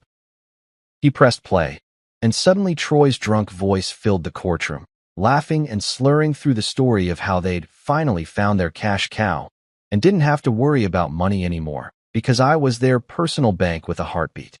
Becca's voice chimed in, giggling about how they should have gotten me to marry into the family years ago. The recording was maybe 90 seconds long, but it felt like an eternity, watching Melissa's face cycle through approximately 17 different emotions before settling on something between mortified and furious. When it finished, Judge Morrison looked at Melissa like she was something unpleasant that had been tracked in on someone's shoe. Mrs. Miles, do you have anything to say about this recording? Melissa stood up, and I have to give her credit. She went full theatrical. Her eyes filled with tears, her voice cracked with emotion, and she delivered a performance that would have won her an Oscar if this were a movie and not real life. Your Honor, I love my husband. I've always loved him. Yes, my family has had some financial struggles, and yes, I asked him for help, but that's what spouses do. They help each other. They support each other's families. I never tried to steal from him or manipulate him. I just wanted us to be there for my siblings during a difficult time. By hacking his father's email?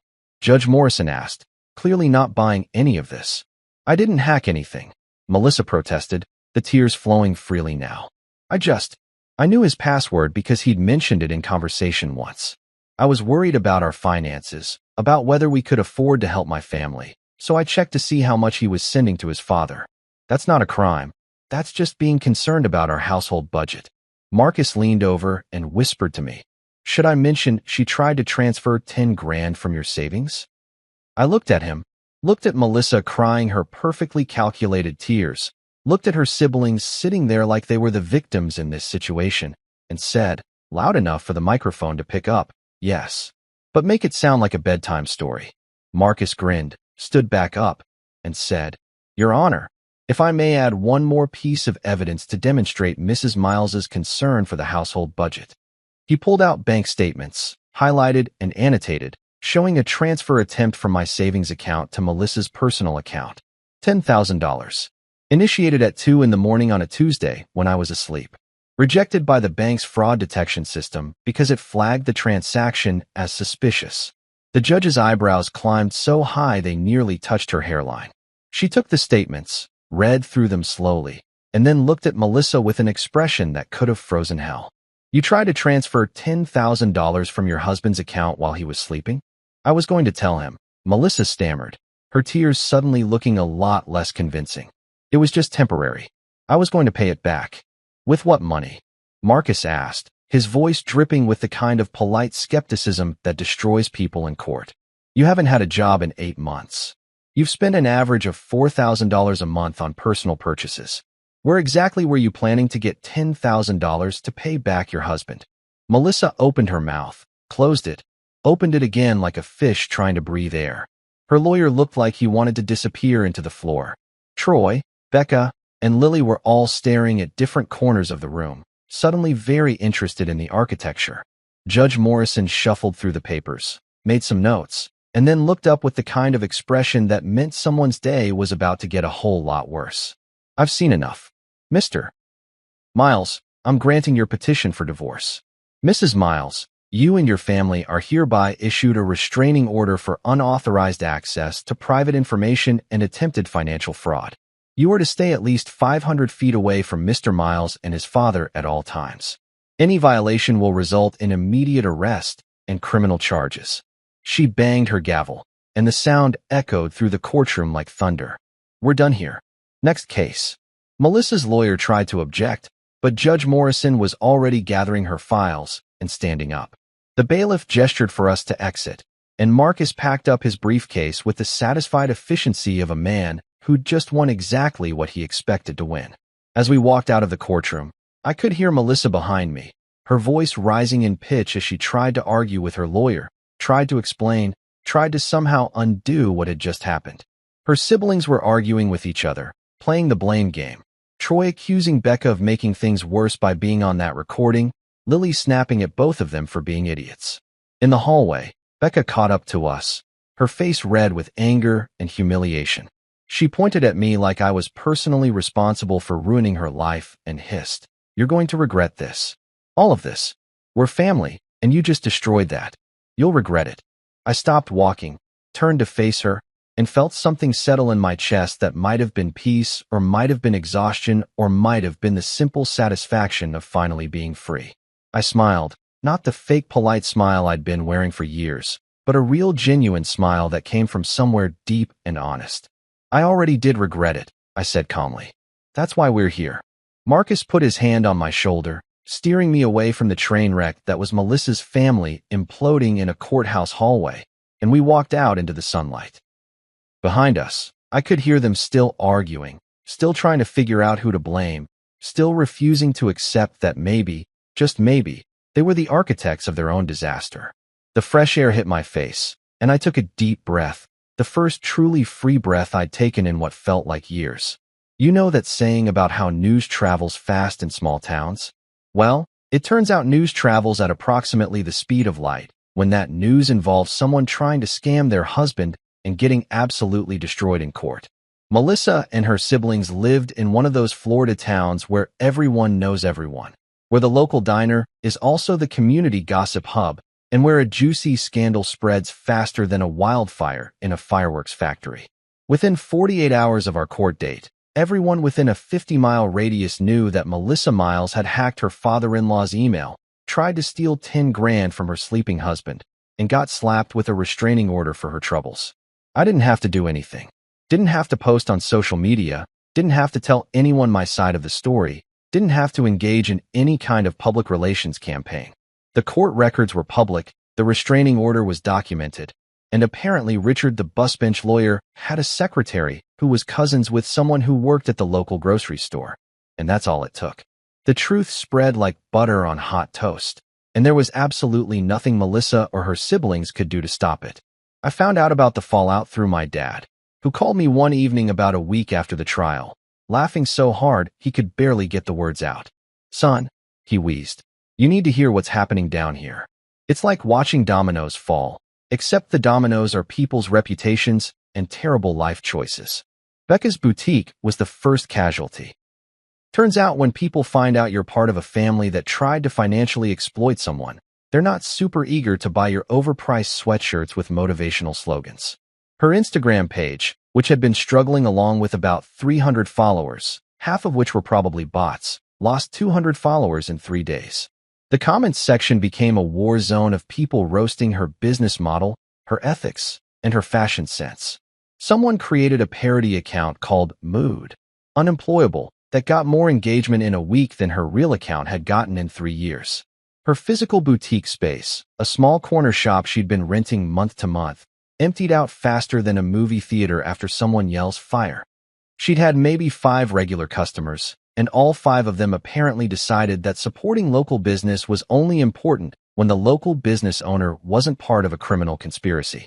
Within 2 weeks, I heard through the grapevine that she'd closed up shop, packed up her inventory of unsold sweatshirts, and was trying to sell everything on Facebook Marketplace for pennies on the dollar. Nobody was buying. Turns out Mood Unemployed hits different when it's not ironic. Troy's DJ career, which had never really been a career so much as an expensive hobby funded by delusion and borrowed equipment, completely imploded. The few gigs he'd managed to book, mostly high school parties and the occasional wedding reception for people who didn't have the budget for a real DJ, all got canceled. Parents didn't want him around their kids. Couples didn't want him at their weddings. Even the sketchy dive bars that usually let anyone with a laptop and a Spotify account perform suddenly had scheduling conflicts whenever he called. But the real kicker was his equipment getting repossessed. Turns out Troy had financed all his DJ gear, the mixer, the speakers, the lights, the whole setup, on credit with the promise that his upcoming gigs would let him make the payments. When the gigs dried up and he couldn't make even the minimum payments, the financing company came knocking. I heard they literally showed up at his mom's house where he was living, loaded everything into a truck while he watched from the window, and drove off with his entire career in the back of a van. He tried to film it for social media, probably thinking he could spin it as some kind of system is against me narrative, but people just roasted him in the comments for being a deadbeat who couldn't pay his bills.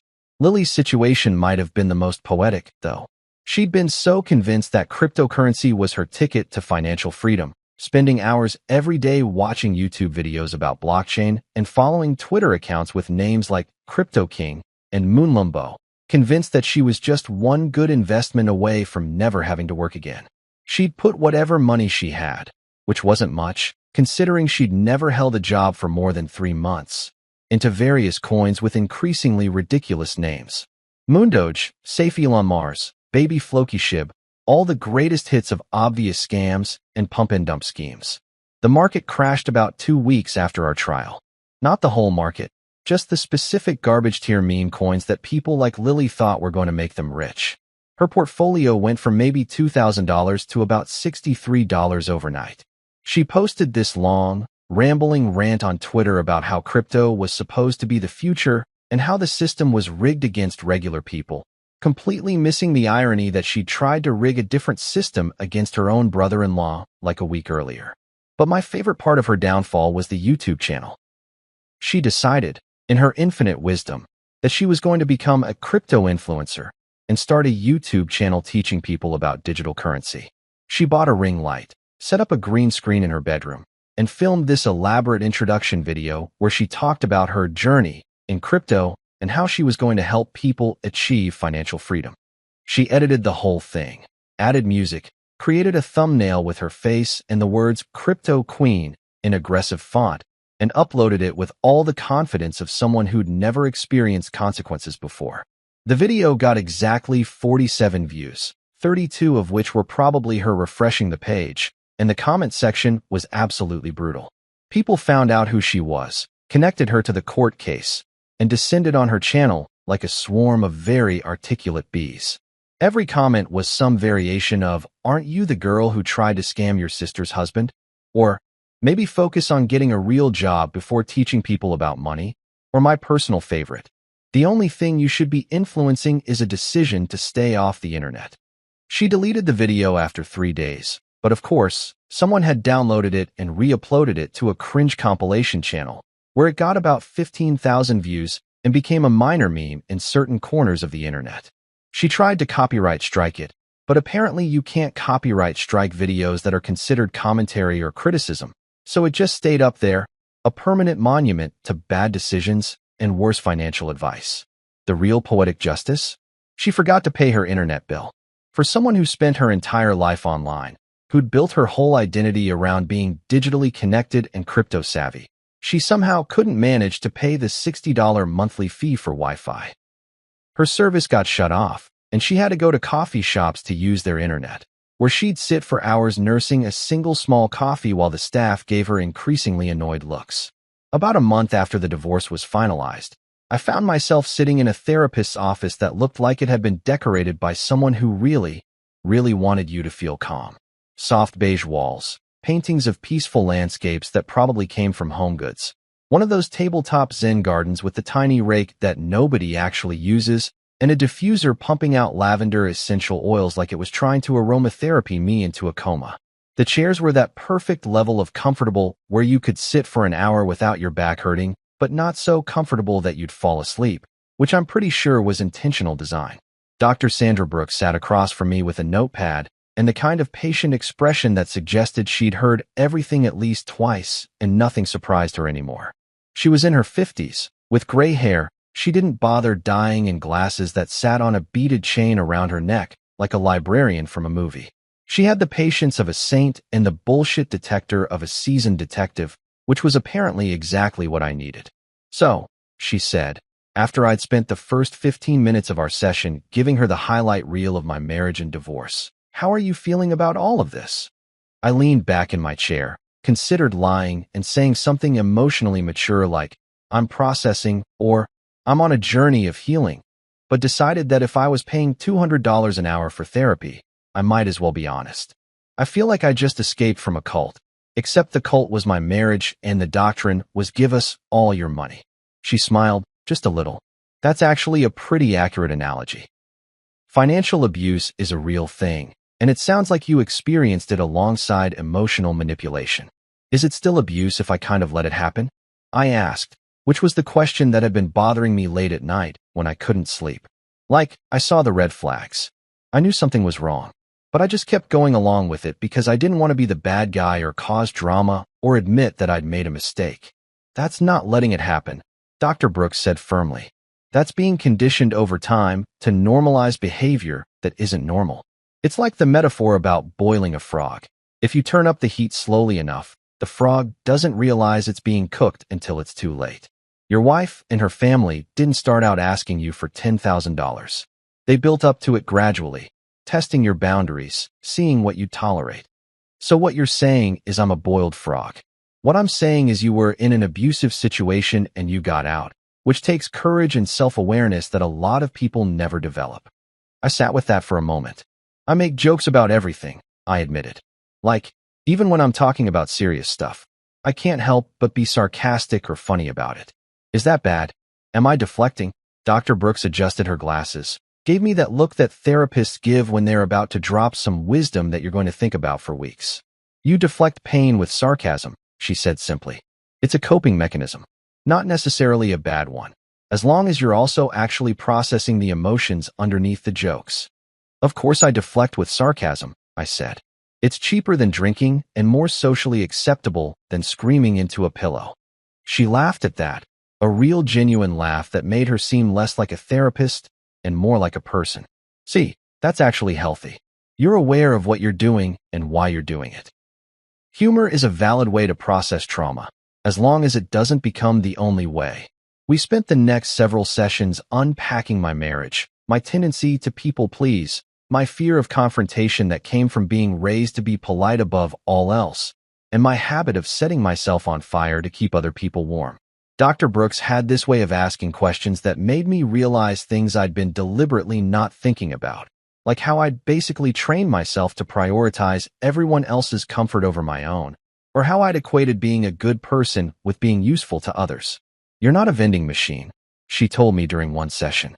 You don't exist to dispense resources when people put in the right combination of guilt and obligation.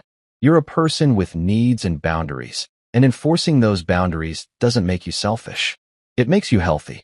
With her help, I started to forgive myself for staying too long, for ignoring the red flags, for believing that love meant sacrifice instead of partnership. I stopped blaming myself for marrying someone who saw potential dollar signs instead of an actual human being. I learned that being kind doesn't mean being a doormat, and that sometimes the most loving thing you can do is walk away from people who only love what you can give them. And then, in what Dr. Brooks called a very positive redirect of your resources, I started the Miles Mentorship Program.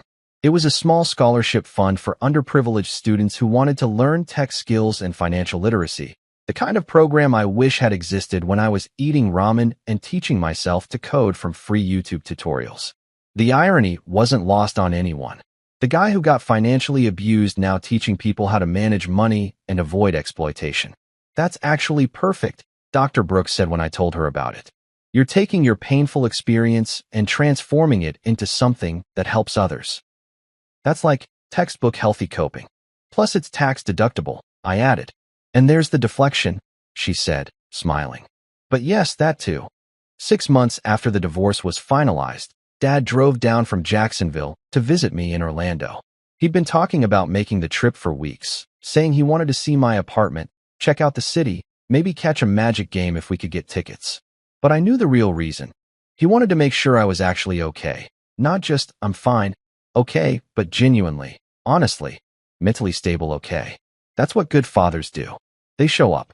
He arrived on a Saturday morning in his old pickup truck, the same one he'd been driving since I was in high school, refusing to upgrade because she still runs fine and I'm not made of money. I watched him park from my balcony. This man who'd worked 70-hour weeks his entire adult life to keep a diner running and a kid fed, who'd never asked me for anything except to be happy and maybe call more often. The contrast between him and Melissa's family was so stark, it was almost funny. Almost. Nice place, he said when I let him in, looking around my apartment with the kind of approval that comes from a father seeing his son finally comfortable. You got yourself set up real good here. We spent the afternoon just talking, the way we used to when I was younger and hadn't yet learned that life was complicated. He told me about the diner, how business had picked up after the renovations, how the new espresso machine was a hit with the morning crowd, how he'd hired 2 new servers and was finally able to take Sundays off for the first time in 15 years. I told him about work, about the scholarship program, about therapy and Friday night tacos, and how I was learning to be a person again instead of just a paycheck with feelings. As evening rolled around, we grabbed a couple of beers from my fridge and headed out to the balcony. The Orlando skyline was doing its thing, all those lights starting to glow as the sun set, painting everything in shades of orange and purple that looked like someone had turned up the saturation on reality. We sat in the comfortable silence that only exists between people who actually know each other, not needing to fill every moment with conversation. You know what I'm proud of? Dad said finally, taking a sip of his beer and looking out at the city. Not the money you make or the job title or any of that external stuff. I'm proud that you knew when to walk away. That takes strength that most people never develop. I should have walked away sooner. I admitted, something I'd been working on in therapy, this tendency to beat myself up for not being perfect. Maybe, he agreed. But you walked away when it mattered. You didn't let them break you completely. You didn't let that situation define your whole life. You got out, you got help, and you turned it into something good with that scholarship program. He turned to look at me, his eyes serious. Your mother would have been so proud of you. She always said you had a good heart. I'm glad you didn't let them ruin that. I felt my throat get tight, that pre-crying feeling that I'd been experiencing more often since starting therapy, learning that it was okay to actually feel things instead of deflecting with jokes. I miss her, I said quietly. I keep thinking about how she would have seen through Melissa immediately. Mom had that bullshit detector that could spot a fake person from a mile away. Dad laughed, a soft sound full of memory and love. She did. Remember when you were dating that girl in college? The one who kept forgetting her wallet whenever you went out? Your mother took one look at her and said, "That girl's about as genuine as a $3 bill." I should have listened, I said, smiling despite the emotion. You were young. Young people don't listen. That's part of the deal. You learn by making mistakes, and the important thing is that you actually learned. He raised his beer bottle. So here's to learning the hard way and coming out the other side. I clinked my bottle against his. To learning the hard way. We sat there as the sky darkened, watching the city come alive with lights, and I realized something that should have been obvious but somehow wasn't until that exact moment. This was family. Not the people who shared my DNA and saw me as a resource. Not the people who only called when they needed something, but this. Sitting on a balcony with someone who actually gave a damn about my happiness, who'd driven 3 hours just to make sure I was okay, who'd never asked me for anything except to be the best version of myself. So, Dad said after a while, his tone shifting to that slightly mischievous one that meant he was about to say something he thought was clever. You learned anything from all this? Any wisdom you want to share with your old man? I thought about it, really thought about it. About Melissa and her siblings and the whole disaster that was my marriage. About the therapy sessions and the Friday night tacos and the scholarship program. About learning to set boundaries and recognize red flags and understand that love shouldn't cost everything you have. Yeah, I said finally, grinning. I learned that love is great and all, but credit card limits are greater. Dad laughed so hard he nearly spilled his beer. That full-body laugh that comes from genuine amusement and maybe a little relief that his son still had a sense of humor after everything. That's terrible, he wheezed. That's absolutely terrible advice. It's not advice, I corrected. It's a survival strategy. We laughed together, the sound carrying out over the balcony into the Orlando night. And I felt something settle in my chest that might have been peace or might have been acceptance or might have been just the simple satisfaction of knowing I was exactly where I was supposed to be. I looked around my apartment from my position on the balcony, taking inventory of my life. No shouting matches about money. No guilt trips disguised as family obligations. No emotional invoices showing up in my mailbox with payment due immediately. Just peace. Just quiet. Just the gentle hum of a life that finally belonged to me again. My phone buzzed in my pocket. Unknown number. I pulled it out, looked at it for a second, and then declined the call without even checking who it was. Could have been Melissa. Could have been one of her siblings.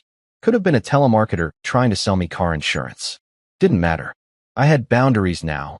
Actual enforced boundaries. And one of those boundaries was that unknown numbers went straight to voicemail where they belonged. Everything okay? Dad asked. Yeah, I said, putting my phone face down on the table. Everything's perfect. And I meant it. For the first time in what felt like forever, I actually meant it. The divorce was final, the restraining order was in place, and Melissa and her family were firmly in my rearview mirror where they belonged. I had friends who actually cared about me, a father who'd always had my back, a career that fulfilled me, and a bank account that was mine and only mine. I finally understood what I should have known from the beginning. Family isn't defined by who shares your blood or your last name or your legal documents. Family isn't the people who drain your bank account while calling it love. Family is the people who show up when you need them, who celebrate your success without treating it as their own personal jackpot, who ask how you're doing and actually want to hear the answer. Family is my dad driving 3 hours just to sit on a balcony and drink beer with me. Family is Rico, Janet, and Tom showing up every Friday with tacos and terrible relationship stories. Family is Dr. Brooks teaching me that humor and healing aren't mutually exclusive. Family is the students in my scholarship program who send me updates about their internships and job offers, grateful for a chance they might not have gotten otherwise. And as for Melissa and her siblings, those people who treated my success like it was their birthright and my kindness like it was weakness, well, let's just say they finally learned about compound interest, the hard way. Not financial compound interest, but the karmic kind, where bad decisions and worse behavior accumulate over time until the debt comes due all at once. I heard through the grapevine that Melissa had moved back in with her parents, working retail at a mall and complaining on social media about how hard life was. Troy was apparently working at a car wash, which was deeply ironic considering he'd wanted me to buy him a car.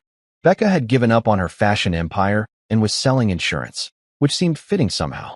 And Lily had finally gotten a real job, working customer service at a call center, dealing with angry people all day, which I chose to believe was the universe's way of teaching her empathy. I didn't take any pleasure in their struggles. Okay, maybe a little pleasure, but not in a vindictive way. More in a natural consequences are a hell of a teacher way. They'd built their lives on the assumption that someone else would always be there to catch them, to fund their dreams, to subsidize their choices. And when that someone finally said no, they had to figure out how to actually stand on their own 2 feet. You're smiling, Dad observed. What are you thinking about? Just that I'm glad I'm here, I said honestly. On this balcony, in this apartment, in this life. With you. Dad reached over and squeezed my shoulder, the kind of gesture that says more than words ever could. Me too, son. Me too. We sat there as the stars started appearing, as the city settled into its nighttime rhythm, as the world kept spinning the way it always does regardless of human drama. And I felt something I hadn't felt in years. Content. Not ecstatically happy, not chasing some impossible ideal of perfection, just genuinely, deeply content with who I was and where I was and the choices that had led me here. Tomorrow I'd go back to work. Next Friday, I'd eat tacos with my friends. Next month, I'd meet with the scholarship recipients and hear about their progress. But tonight, right now, in this moment, I was exactly where I needed to be. On a balcony with my father, drinking beer, watching the skyline glow, and finally understanding that the best revenge isn't revenge at all. It's living well. It's choosing peace.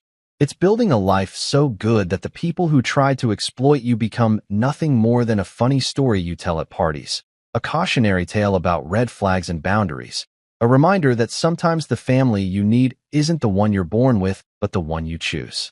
And I chose pretty damn well.